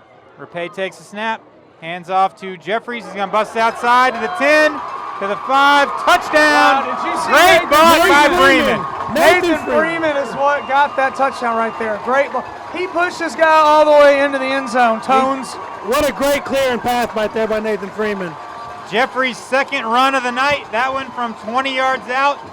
And the Raptors take the lead 13-7 with 3:32 to go in the 3rd, just what the doctor ordered. I just want to throw this in there that Nathan Freeman a couple of times snuck in and worked out with the basketball team some this summer, and I'm pretty sure that's why he made that great block. Absolutely. All right. Lindy on to hold the extra point. Cruz Holt on the kick. Snap, kick, and it is good.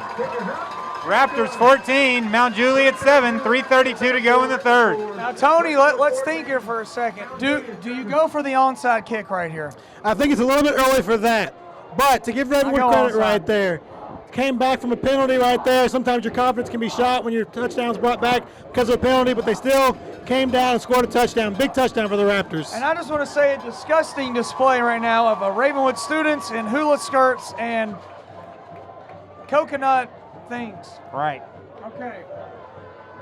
We got some weird things happening here at Ravenwood High School. I just want to Those point would be that the out. flag runners doing some push-ups on our newly remodeled track that does not yet have lines painted on it, and also does not really stand those new chairs very well. A few divots left last week. Looked like a fairway there for a little bit. Yes, it did. Cruz Holt on to kick off, getting ready to tee it up. Big drive by the Raptors there, taking the lead 14-7. Just a reminder, towards the end of the 4th quarter, we will have the Tony the Tiger crunch of the game by Tony McLeod. And hopefully he'll have a good play to show for us. Right, Tony? Let's hope so. It's a new feature we have this week. We collaborated quite a bit leading up to this game. We met about 30 minutes before kickoff. Holt kicks it away, and that will be a touchback. Great job there. So the Raptor defense trying to stop Mount Juliet here. Mount Juliet has some momentum in the first half, but the Raptors have slowly taken that away here. Yeah, and a stop here and a score game would really take it away. Raptor student section showing the defense sign. That looks like a real fence, guys. I'm pretty sure that our students stole a piece of someone's fence and brought it here, which is I don't know if definitely stole illegal. is the right word because those aren't Brentwood students. All right. Oh, Hayes back to pass, and he is lit up by number 25, Carter Nelson. Great job by Nelson right there, breaking up the play. It looks like the wheels are starting to come off a little bit for the Mount Juliet offense. Let's hope that continues. It's 2nd and 10. Case Bolden making an appearance on national television. He's talking to a girl, obviously. Good for Case. There is the handoff to Jackson. Nice little running there. We'll push it out to about the 26-yard line. Brings up a manageable 3rd down. 3rd down and 4. Good yards after contact for Jackson right there on that run. Mount Juliet desperately needs a 1st down. Brendan Liederbach yells out, "It's 3rd down, let's go." Raptor Nation trying to get into it. Hayes in the gun.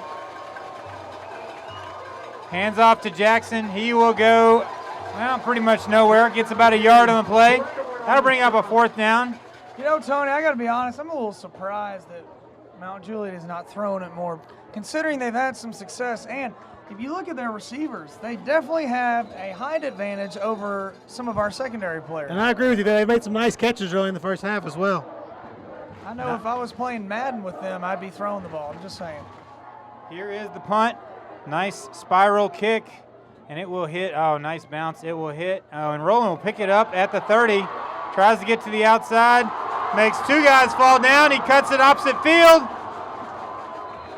Pretty sure Zach he's down Stallcup to 30. tackled him right there. I can't believe they didn't throw a flag for no apparent reason there. But it is what it is, ladies and gentlemen.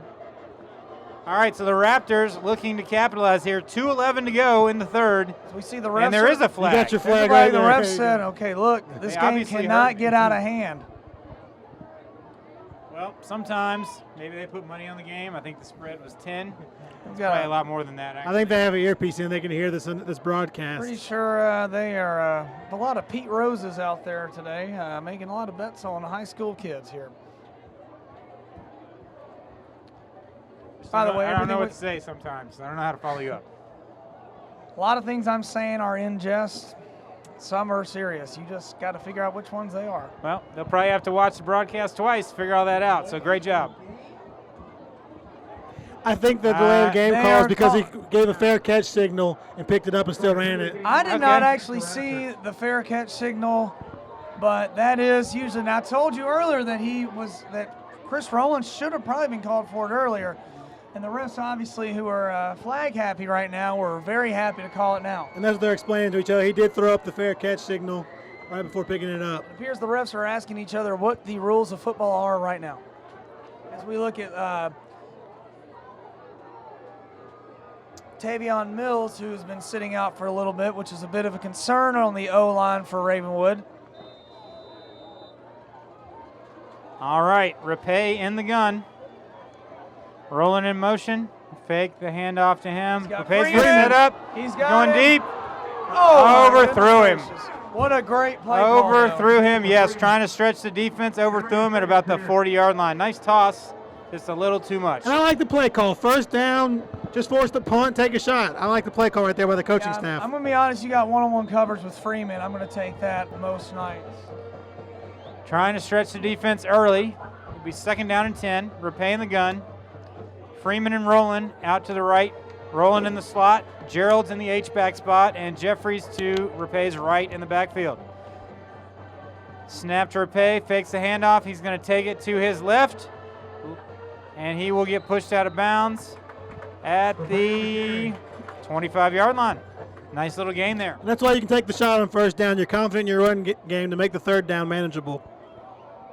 So it'll be 3rd and 3. 1:42 and counting. Rapay in the gun. Rolling in motion. Handoff to Jeffries, and they got him. Number 4, Josh Williams, two-way player, an H-back, and a linebacker. And a great Nice play by play. Williams. He ran it the whole way, forcing the Raptors into the 4th down in the punt situation. All right, well, the plot thickens. Raptors up. 14-7. Lindy on to punt. Needs a good punt right here, or else Mount Juliet will have excellent field position. Punting from the 25. Lindy has it. Gets it. A great kick up in the air. That will be fielded at the 38. Fair catch. Grayson's really punted it well tonight. And not to be sarcastic at all, both punters tonight done a great job punting the ball. 37-yard kick, no return. Great hang time, though. No Very chance good for a hang return there. Both punters, excellent Lindy games. growing into his own as a kicker. So Mount Juliet will take over at the 38-yard line. First down and 10, 49 seconds to go here in the third quarter. This is a big possession right here for the Bears. Hayes in the gun. Will hand off to Jackson. He's got some room. He cuts it outside across midfield and is brought down at the 32-yard line. Boy, big gain there on first down, 30-yard run. Huge game by Jackson. Good run, broken tackles down the field to get the first down right there. A little bit of adversity here for the Raptor defense. It will be first down and 10 from the 32-yard line. 32 seconds and counting. Hand off to Jackson again. And he will carry the Raptor D with him several yards. Looks like probably 7 or 8 on that pickup. I'm not going to lie, I'm really interested to see Gallatin and Cane Ridge, because Cane Ridge beat Mount Juliet 27-0 last week. I guess they didn't play like this because they have really impressed me tonight. Haynes in the gun. Fakes the hand up to Jackson. They're going to test that Raptor secondary. He's got it. Touchdown. What a catch. Erickson. That was number 3, Mason Earls. Over Erickson.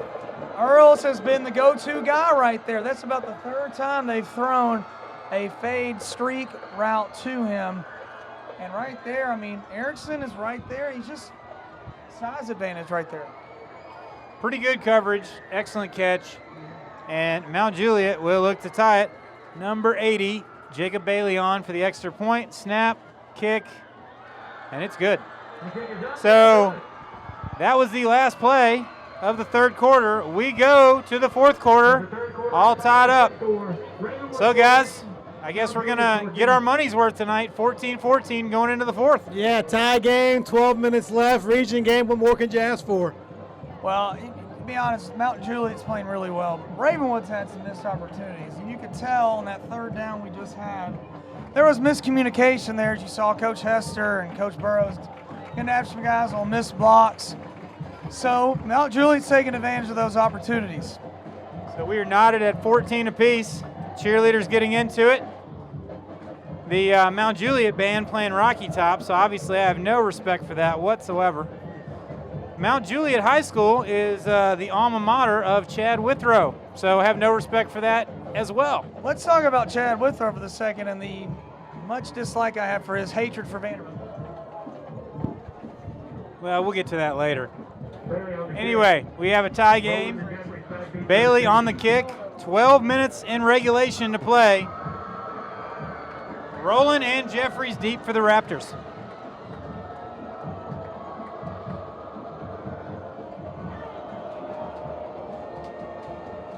Raptor student section jumping up and down. This will be an excellent test here in the fourth quarter for Ravenwood. Mount Juliet has the momentum. I'm sure people around the mid-state a little shocked. And there is the kick, and it will hit in the end zone and be a touchback. What do you guys feel the key is on this drive for the Raptors?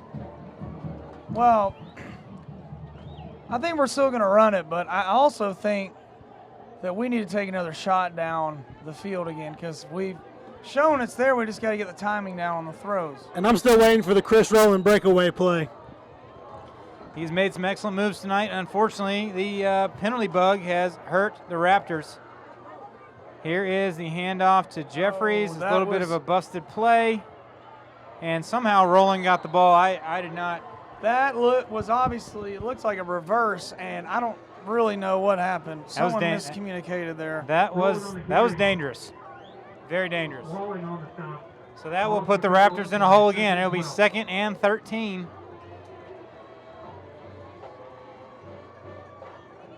Gerald's moving across to line up in the slot on the right-hand side.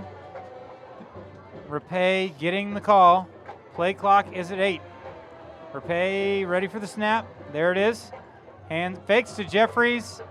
and throws a pass out intended for Nathan Fazer. Right there, that was a simple seam route run by Roland, and it looked like Facer, and it was just fake handoff and throw a quick seam, and just a bad throw by Rapay. Maybe some miscommunication. His face, he was blocking right there. All right, so here we go, 3rd and 13 from the 17-yard line. Raptors going to have to get it out to the 30. Calls coming in, 13 on the play clock. Rapay in the gun. Jeffries to his right. Roland is in the slot. There's the snap. Rapay sets up, and he will be taken down at the 16-yard line. Well, right there, a 3 and out mainly because of miscommunication there on the part of the players. And this is going to be quite a test for Ravenwood because this group has not really been in situations like this very often, especially when they are the favorite in the game. Mount Juliet has come after a few punts in this game. Lindy is back standing at his own 3-yard line. He gets that off quick. Nice kick. Nice spiral. It hits at the 45, takes a Raptor bounce all the way down to the 30-yard line. Great kick. 52 yards net on the punt. Great punt right there. And while we got a minute, some scores from around the region. McGavick 24, Lebanon 7. Overton leads Franklin 27-13, and Wilson Central leads Antioch 34-13. A little bit of a surprise that Overton is handling Franklin like that. Franklin picked second behind the Raptors. Overton and Mount Juliet picked third. Obviously, a Mount Juliet upset tonight would throw things up in the air after just 1 week of region play. Could be some crazy standings. Raptor fans are getting loud, shaking the corn. There's the snap to Hayes. Jackson takes it to his right, and he is locked up at the 35-yard line. Nice little pickup on first down, gain of about 4. Jackson on the carry.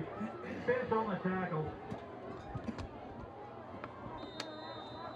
And a 6 on the play. Haynes in the gun again. Jackson to his right. Takes a snap. Hand off to Jackson. Nice hit. Spence. Sean Spence. Spence stood him up. Spence on the stop. Going to bring up 3rd down and 4. Big 3rd down right here. Big 3rd down. To be honest, 3rd and 4. The more Mount Juliet converts, the more confidence they're getting. And instead of just hanging around, they're going to think that they can actually win this game. Raptor fans come to their feet. Haynes takes the snap. Hands off to Jackson. He tries to take it outside. He'll be shut down. Good job. Gain of 1. That is number 17, Luchens. Andrew Luchens. Luchens back this week. Back this week, an Key all-state player. guy from last year. Key player on last year's Raptor squad, making his 2015 debut, I believe. Been out with a hurt back. I'm going to be honest, I don't think he's been on the field much besides now. They must. Well, it's crunch Could time. be wrong, though. He could have been out there and just not. Let's see if Roland can get the good field position here for the Raptors. And the Ravenwood student section Bad snap. worshiping. No rush. Oh, nice kick. Oh, gosh. Roland will call the fair catch. Oh, goodness. Hits off of him. He Mount falls on Juliet's it. got it, it looks like. Roland Roland recovered. fell on Oh, it. goodness. Thank goodness. Wow. That would have been a disaster. Yeah, That punt was a perfect spiral that just went. great punt there, and if Mount Juliet recovers it, they're in the red zone with a chance to score. Raptors looked like they were setting up the run back there. Not a lot of pressure. Snap was mishandled, but he got off a beauty. That's a 45-yard kick. Actually, 47-yard kick. 8:54 to go. Raptors with the ball. We need a big drive here, guys. Rapay takes a snap. Hands off to Jeffries. He cuts it up, and he will get maybe a couple. Got to give Mount Juliet's defensive line and linebackers some credit. They're doing a good job against the Raptors' run game for the most part tonight. A lot of coaches are going to want this film because Mount Juliet has kept the Raptors' run game in check. We're talking about a team averaging 473 yards a game, and now only has 14 points with 8 minutes left in the fourth. Rapay fakes the handoff, dives forward, minimal gain of 1. That'll bring up a 3rd and 7. Think they'll air it out here on 3rd down? Well, run game is not getting a whole lot done. knowing Coach Hester, I expect to see some trickery here soon. Maybe a little halfback pass. Who knows? Good things happen when you put the ball in Roland's hands. And there is a little pitch. Makes one man miss, spins, makes another one miss, and he will be knocked down at 25. Most likely bringing up a punting situation. About 4 yards short. Excellent shot there. Don't know what that kid's doing. He's got his I beats thought that peeled. kid was going to jump the fence there, which would not have been a good idea. That would have been a lawsuit. All right, Lindy on, standing at his own 10-yard line. Ball spotted at the 25.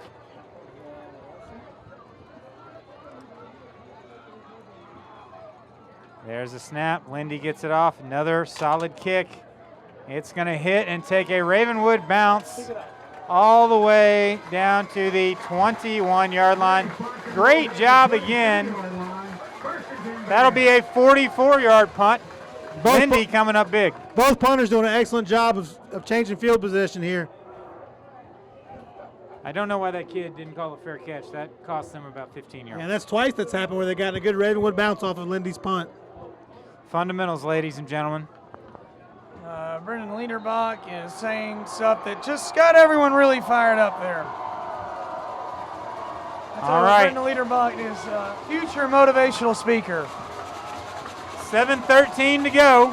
First down and 10 from their own 22-yard line. And still no turnovers tonight. Let's see if we can force a turnover here. Penalties have been the key for the Raptors tonight. It would be nice to get a turnover. Hayes with the handoff. I believe that's Jackson.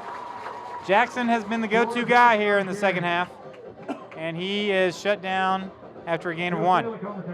2nd and 9.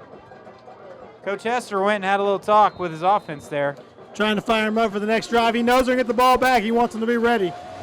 Hayes in the gun. There's a snap. Hands off to Jackson, and he is shut down again. Mt Juliet getting a little conservative here. They've had some success through the air, but doesn't look like they're willing to push the envelope here. To be honest, neither team is really looking to throw the ball right now. It's very interesting. Both teams going very conservative. You got to think right here that they're going to throw the ball, or maybe Mt Juliet's going to run the ball and wait for us to make a mistake on offense. You just 3rd and don't know. 8. Haynes takes the snap. He will drop back. Throws it out to his right. Good hit by Not a Stalkup. good pass. Good hit by Stalkup, and that is incomplete.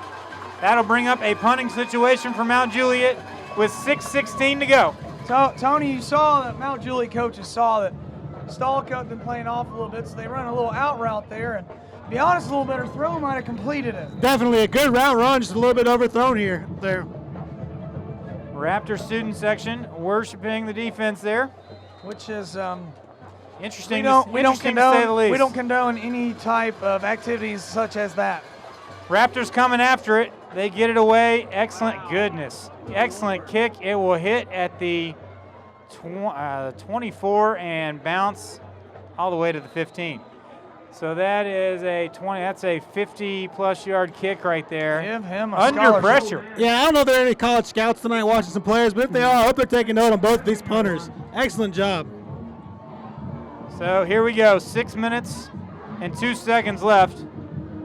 Raptor offense takes the field again. Been out of sync tonight, but this is a team that knows how to win. And all it takes is one big play. Absolutely. I'm sure Coach Hester has something dialed up here. Rapay in the gun. Takes the snap, and they're going to go to the air. Rapay sets up, throws it down the middle. There's Roland. Nice catch. He's across midfield to the 40, to the 30. And Austin Gerald's on the tackle.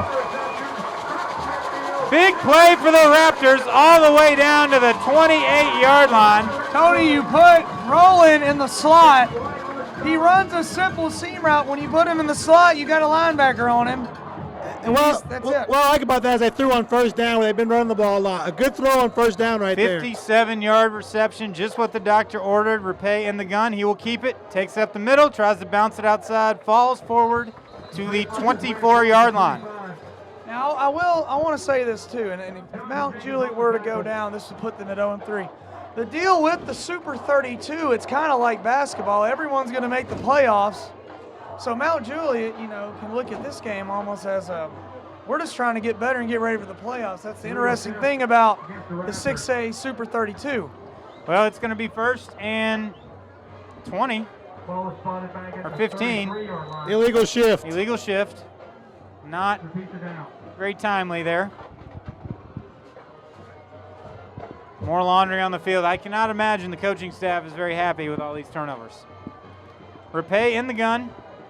Takes the snap. Hands off to Jeffries. He will take it out to the left. Had a seam for a second, but he is upended at the 30. Is it too early to think about clock management here? I don't think so at all, especially with the way the defense has been playing tonight. I don't. Maybe on 3rd down we put it in the air, but I think we're gonna keep running it. We are in Cruz Holt's range, although he did have trouble with his earlier kick. But I think you definitely take your time right here. Right now, this would be a 47-yard kick, 450 and counting. Rapay in the gun. Takes the snap. He will throw it. Shows what we know. Across the middle, and guess who? Chris Rowland. I've been saying it all game. Chris Rowland. 2 big plays by Rowland here on this drive. Again, as I said, you line them up on the inside. If it's not a nickel coverage, you're going to have a linebacker, someone that's obviously slower than Rowland, covering. It's been a sophomore linebacker, Thompson, covering him for Mt Juliet. When the chips are down, you go to your money player, and Chris Rowland coming up big on this drive. Rapay in the gun. Jeffries to his left, Rowland to his right, and they'll go to Rowland. He'll try and take it outside. Nice move, and he falls forward for a gain of about 3. Clock is at 4:22. The Raptors have the ball on the 14-yard line. Ravenwood, 3 timeouts. Mt Juliet, 3 timeouts. And there's a nice shot of the ref. And now we're back to the aerial view. Rapay fakes the handoff, takes it up the middle, Baby Rhino style, and he will get it down to the 11. Be a short 3rd down here, it looks like. It goes without saying, this is a critical 3rd down here for Ravenwood. 3rd and about 5. Gerald's in the slot, facer out to the left, rolling behind Gerald's. Rapay takes a snap, rolls back, rolls to his right, overthrows Freeman. Rapay just didn't get his feet in front, and it sailed on him. You had Freeman. It would have been a 1st down, and Freeman might have been able to sneak in. So the ball is spotted at the 11. This will be a 28-yard field goal from the 18-yard line. Cruz Holt has it lined up in the middle of the field. Lindy to hold. This is big.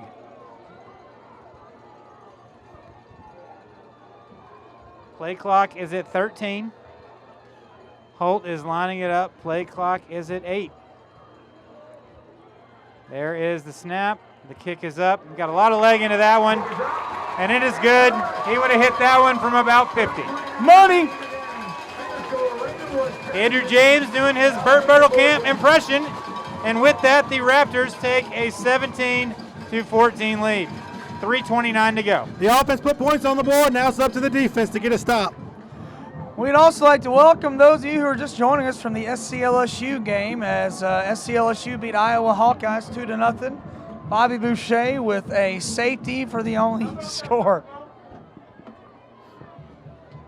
Not sure what's going on, but I'm pretty sure that was a Waterboy reference, and we appreciate that. And the Mt Juliet band cracks out into Rocky Top, which is a sure sign that this is going to go the Raptors' way. Well, I guess Mt Juliet then, if they're playing Rocky Top, they must be overrated. That's one thing we all 3 can agree on right there. I can't wait to watch the overrated Vols play against Bowling Green tomorrow. That was my parents' alma mater. All right, well, I'm going to refrain from saying anything I'll regret on the broadcast. And I will you say have that a lot of good feelings towards University of Tennessee. I Isn't do. that correct? I do. You love them. You bleed orange. I am saying this in a sarcastic tone. I think they know that, Andrew. I think they know that. All right, Cruz Holt set to line it up. Here's the kick. It's a good one. Looks like this will be a touchback. And Mt Juliet will have to put together a drive here with just under 3 minutes and 30 seconds to go, 3:29 to be exact. Raptor defense is going to have to come up big one more time, guys. Be interesting to see if Mt Juliet puts the ball in the air early on this drive. Coach Burrow there giving some nice insight with the huddle technology. Wow, No stone left unturned by the Raptors. It's kind of serving. They're just sitting there watching TV in the middle of a game. Probably watching some reruns of Friends. Anyway, Hayes takes a snap, hands off to Jackson, and he will fall forward for just a couple yards. Interesting play call, guys.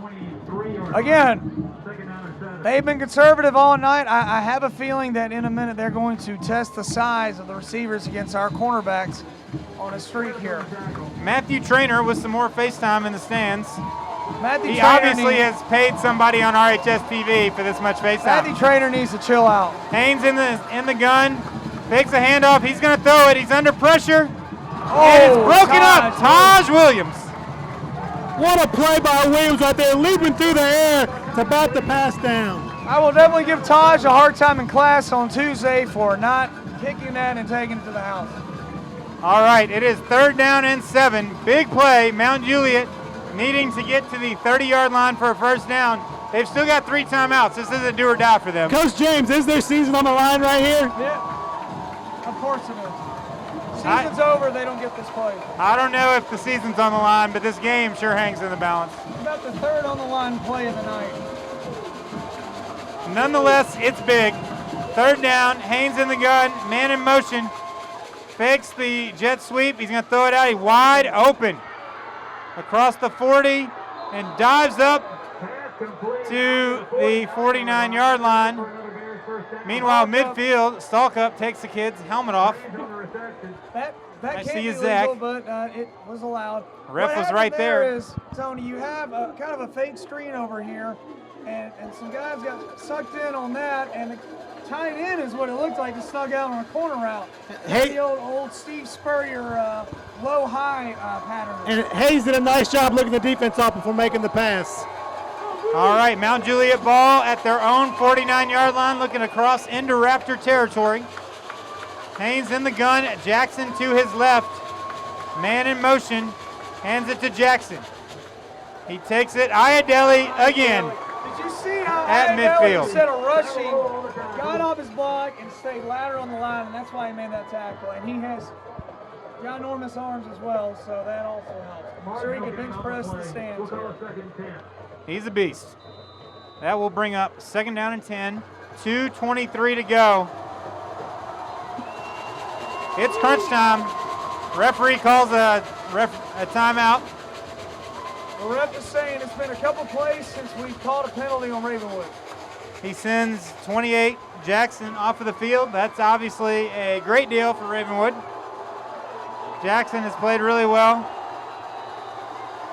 His replacement, Ladeo, in the backfield. Takes it, handoff, takes it out, wrapped up at the 48-yard line. That will bring up 3rd and 8. I gotta say, I'm surprised by the play calling with the run-ins there. Clock under 2 minutes. They've had some success with the pass in this 4th quarter. Magalay, my apologies. Matthew Trainer again getting the FaceTime. He's fired up, and so is the rest of the students. And the parents shaking their corn, parents of the corn. Haynes in the gun, takes a snap, drops back. He steps up, throws it. Yep, he got there early. Oh my God, are you kidding me? I hate the call, but he definitely got there early. He hit him. Wouldn't you agree, Tony? Yeah, he made contact before the ball got there. That was Luchin's right there. Got a little antsy there. He's an all-state player, though. You should give him the call, but whatever. I'm a little bit more biased than you guys. It's all good. That will give them an automatic first down and move the ball deeper into Raptor territory. I got to give Hayes some credit. He does a nice job of looking off his receivers. Are they bringing it back here? No, I think they're just looking to spot the ball. Oh, there you go. He's going to walk it off. The simple math equation of just And spotting it at a yard line. Put the ball was right too where much. it just was. Not a spot foul in high school, but it is a 15-yarder. Ball is spotted at the 34-yard line. All right. The plot thickens. A minute 25 to go.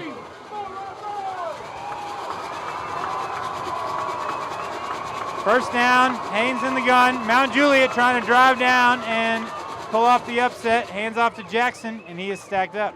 Tony, do you think they're just making sure that they'll be able to kick a field goal or what? I think they're making sure Ravenwood gets the ball back if Mount Juliet scores with as least time as possible. Mount Juliet does take a timeout right there with 1:15 left. I don't know, based on the earlier field goal attempt, I think I would be playing for the win here. And being the underdog too, there's no reason to go for a field goal in the tie here. Early in the season, this would be obviously a major shocker. Ravenwood currently ranked 3rd in the state in 6A, and the overwhelming pick to win Region 3 6A. When you're a team like Mount Juliet, you can't hold anything back. All right, a minute 15 to go. It is going to be second down and about 5 from the 30-yard line. Referees conferring, getting some water there. Former Lady Raptor Riley White helping the referees with the water there.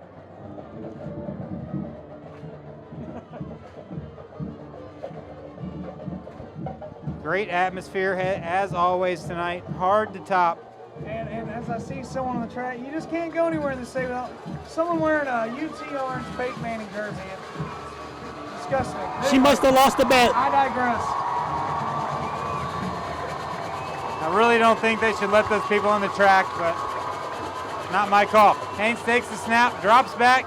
He's going deep. Nice play by Stallcup. Stallcup there. Mount Juliet wanting a flag there. There was a little bit of contact there, but we're supposed to win, so they're not going to call that. You can't make that call. That was a jump ball right there. Stallcup fought him off. Great play. 3rd and 7, 2 downs to get 7 yards here for the Bears to see what they come up with. Minute 9 to go.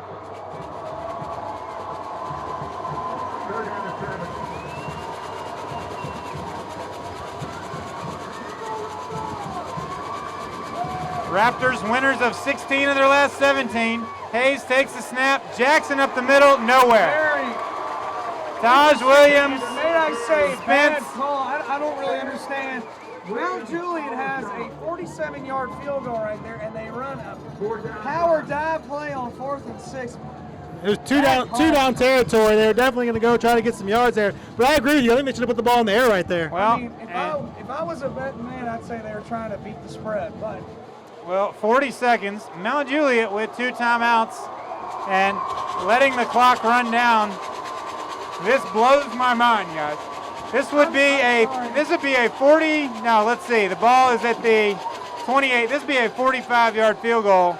They kicked one earlier from about 40, and it was nowhere close. They have to be going for the kick here to let the clock run down like that. pretty sure Derek Mason is over there. Very conservative game plan here. Going for the tie. 24 seconds left. Derek Mason would probably punt in this situation. We'll go to Ravenwood football. Calling out for a fifth quarter. That's pretty ruthless, Coach James. But after the game last night against Western Kentucky, I kind of agree with you. Coach making comments like that, I set myself up to get ripped in the near future. All right. So it's going to come down to this. Ravenwood with 3 timeouts, Mount Juliet with 1. You think Coach Hester burns one to kind of ice the kicker here? Well, I see the offense still in the huddle over there. I'd be surprised. The kicker's got to come out, you would think, but I'm not sure. So if they don't kick and they go for the first down, here comes unless they score, they're not going to have a whole lot of time. It looks like they're setting up the kick. They're kicking. They're going to kick. The ball will be marked at the 36-yard line. This will be a 46-yard attempt. It is lined up in the center of the field. Everybody on their feet. There's the snap. There's the kick. Got the distance. Nailed it. Wow. Oh, my goodness, guys. Well, all that stuff we talked, I guess we were wrong. Well, here's the deal. You got a good field goal kicker, but I think on 3rd and 8, with the success they've had with some of their big receivers, I still think you try to throw the ball, but it ended up working out for them. And was a little bit of Les Miles-esque, if you ask me. But anyway. I'm still surprised, fellas. I don't play for the tie there if I'm Mount Juliet. Not with 2 timeouts. What would the greatest coach of all time, Urban Meyer, had done there? He didn't went for it. He never would have got the 4th down, let's just be honest. He didn't want to retire after the game, I'm just saying. All right, well, like Urban Meyer, a little bit of chest pain up here. We got a barn burner. 17 seconds. They love that line, ladies and gentlemen. So you think if the ball's kicked to the end zone here, you think the Raptors will take a knee and go to overtime? Patrick Whitlock will be doubt it. At home tonight, and he will start laughing at his own joke there because he is very proud of what he just said. No, you don't just come up with this material overnight. This is a process. So, I hate the word process. I'm with you on that one. All right, so 17 seconds left. Mount Juliet set to kick off. Raptors do have 3 timeouts, but just 17 seconds remaining in regulation.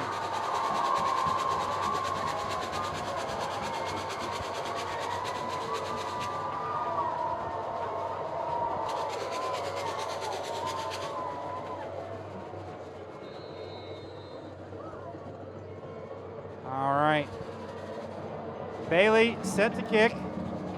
I will say this too, the place kicker, the kickoff guy, and the punter are the same guy. So this guy obviously is good in all facets of kicking here. And I don't believe Roland has returned a kick all night. And number 57 for Mount Juliet was really excited about that kick. Well, you got to admit, guys, Mount Juliet kind of has the momentum here. Raptors will have to go quite a distance. And go to overtime, Tony, or do you try to get something here? I put something safely in Roland's hands and see if he can make a play, and if not, going into overtime. Maybe a screen pass. I don't know. Maybe throw it where only Roland can get it. He's lined up wide over here, closest to us. Number 8 about 10 yards off, and they will throw it to him, and he will head up the field trying to make something happen.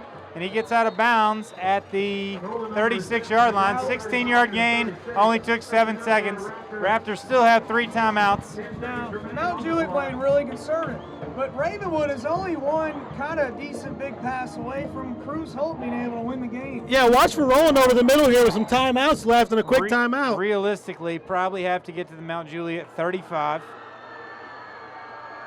Verpay takes the snap. He's going to fake it. He's going to throw it over the top to Roland. And he is hit late. And that will be a flag. A targeting flag. Now, that'll be 15 yards, and that will spot the ball at the 50. Raptors have 3 timeouts. Going to need a quick hitter. Yeah, 5 seconds left. Is, though, I don't know if it's going to be quick enough. I think you're going to have to throw a Hail Mary here. Or you could let Cruz just try to kick the crap out of it from here. Well, the ball is going to be spotted about midfield.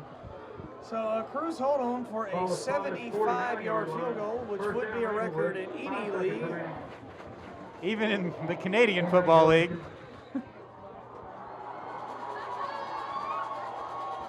All right, so 5 seconds left.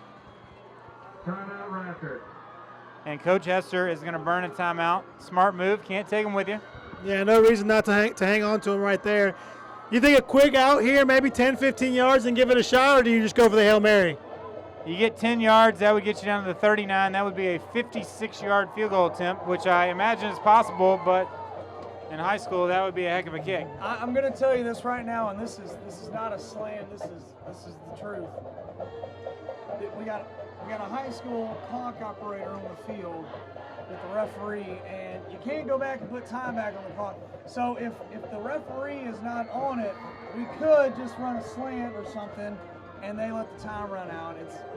I think it's real risky. I think you got to throw it. You like the Hail Mary then? Just because I just don't know if you can gain 10 yards of pass. Kind of depends on what the defense will give you here. They play 15 to 20 yards off, maybe, but probably not. You got to catch it and get out of bounds quick. Honestly, look for Hester to send the guys out there, see what they're in, and possibly call another timeout and go from there. Got 2 to burn. Like in basketball where you just set up and you see what the defense gives you and then go from there. So we'll see. All right, Freeman and Roland to the left, Gerald and Facer to the right. It does. And they are playing about 10 yards off. Rapay rolls out. He is going to chuck it. And he will throw it way down the field. Freeman, incomplete. And we're going to go to overtime. I like the play call, though, because you never know, you might get a penalty. And Rapay is injured. And Rapay is down. I didn't see it. He got hit. I don't know if it was late. But I tell you what. By the look on Coach Hester's face, it was late. But McCain Marrow better get warmed up. He could be going into overtime to win this game. He's up. He's a tough guy. He's a hockey player, so. And at the end of regulation, with the score We cannot verify if he's a hockey player.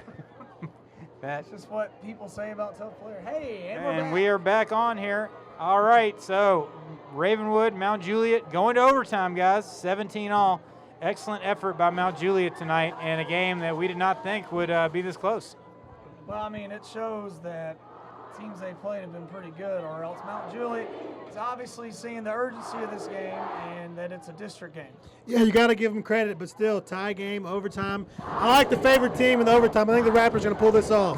Guys, what do you think the students believe is going to happen? I think everyone can hear that. They're into it, shaking the camera back and forth here. I just got to say this. If I see Matthew Trainer on TV, hey, we're back, hey. Professional operation here, yeah. Matthew Trainer getting a lot of FaceTime tonight, but we digress yet again.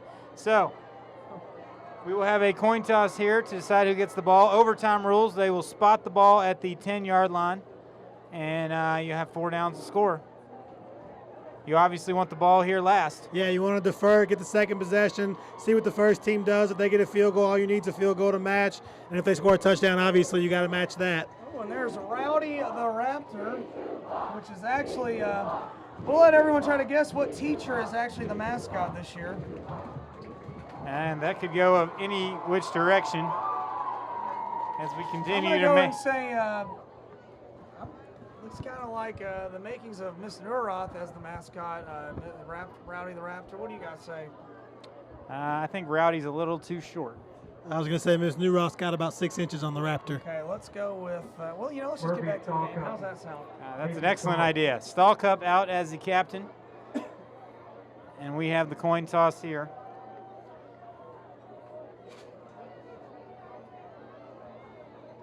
Actually, I think the ref accidentally pulled out his flag first. Excellent camera work right there by RHS TV. There's a Ravenwood guy out here. I should pull my flag out. Looks like Mt Juliet has won the toss. Don't really know that just by the way they're looking at it. And Stallcup says, we'll defend on the end with our students. Great move. Mt Juliet wins. Ravenwood will have the ball first. Ravenwood will be on offense. So Mt Juliet, yes, they won. Mt Juliet to defend the north goal. Well, it doesn't get much bigger than this, guys. No, it doesn't. Let's see if the Raptors can put 7 on the board here early. Obviously want to score a touchdown and put the pressure on the Mt Juliet offense. Rapay takes a big hit, but he is trotting back onto the field.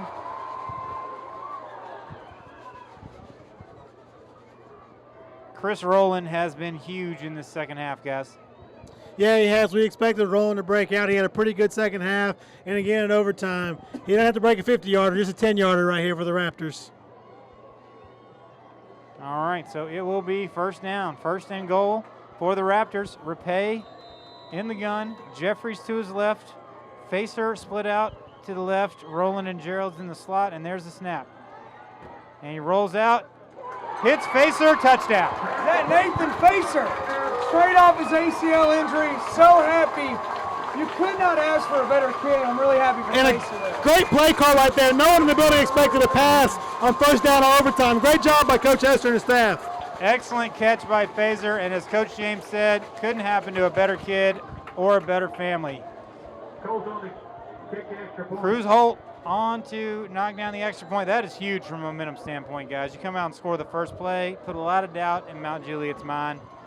You knock this extra point through, and the Raptors can't lose on this overtime session.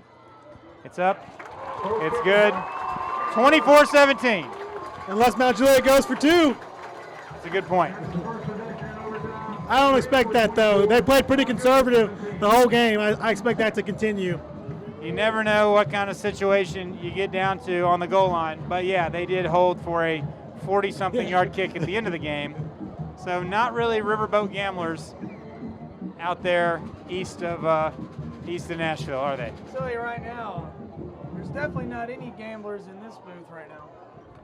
Definitely not. Anyway, don't know what he meant by that statement, but nonetheless, we'll try and act like it's funny. We still got it. Still got it. First down and 10. Mt Juliet looking to pull off the upset, but they're going to have to stick it in the end zone here. Hayes going under center, Jackson in the backfield. He will, and that will be false start, I believe. Yes, sir. That'll back him up 5. It'll be 1st and 15. Makes it a little tougher here for Mt Juliet. Looks like somebody on the offensive line fell forward.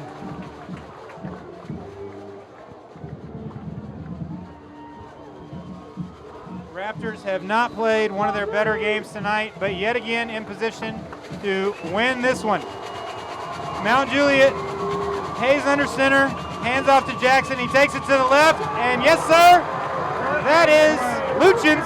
Luchins, wow. He obviously has been put in the end of the game, and I feel like he's been on just about every play now. Huge play right there by Lukens. Going to be a long second down here in overtime for the Bears. Glad he's on our team. Mt Juliet can't play for the field goal here. They're going to have to score. It will be 2nd and 16. Big play coming up. Takes the handoff, goes to the end zone. Intercepted! Ball game! Wow, Zach Stalkup with the pick. To be honest, they try to pick Ravenwood prevails. He gets the last lap. Ravenwood prevails 24-17, moves to 3-0 on the year, 1-0 in Region 3-6A, and the students will prepare to pull on the field. Excellent, excellent play by Stalkup. Appears to be a luau happening on the field tonight. All we do is win. No matter what. No matter what. Poet Laureate's up here in the booth. Ravenwood not with their best effort tonight, perhaps a letdown after the rivalry game last week against Brentwood. Also with another Williamson County rivalry coming up next week against Centennial. What do you guys think about that Centennial game next week? Tell you what, one of my favorite players to watch us play against Tyrell Dotson, the Texas A&M commit for Centennial, will be tough to stop. Honestly, I think this is a good game for Ravenwood. It played very well. You found a way to win. And I like our chances going forward. I think we'll be fired up and realize that, we kind of have a target on us. People want to beat us because of what we did last year. And I'm sure of some things. I'm sure they'll be ready to go next week as that game is on actual TV. Well, I'm sure the announcing won't be as good as it was tonight. Next Friday night, Ravenwood travels to Centennial in a matchup of former district opponents. Ravenwood 3-0. Once again, Ravenwood 24. Okay. Mt Juliet 17.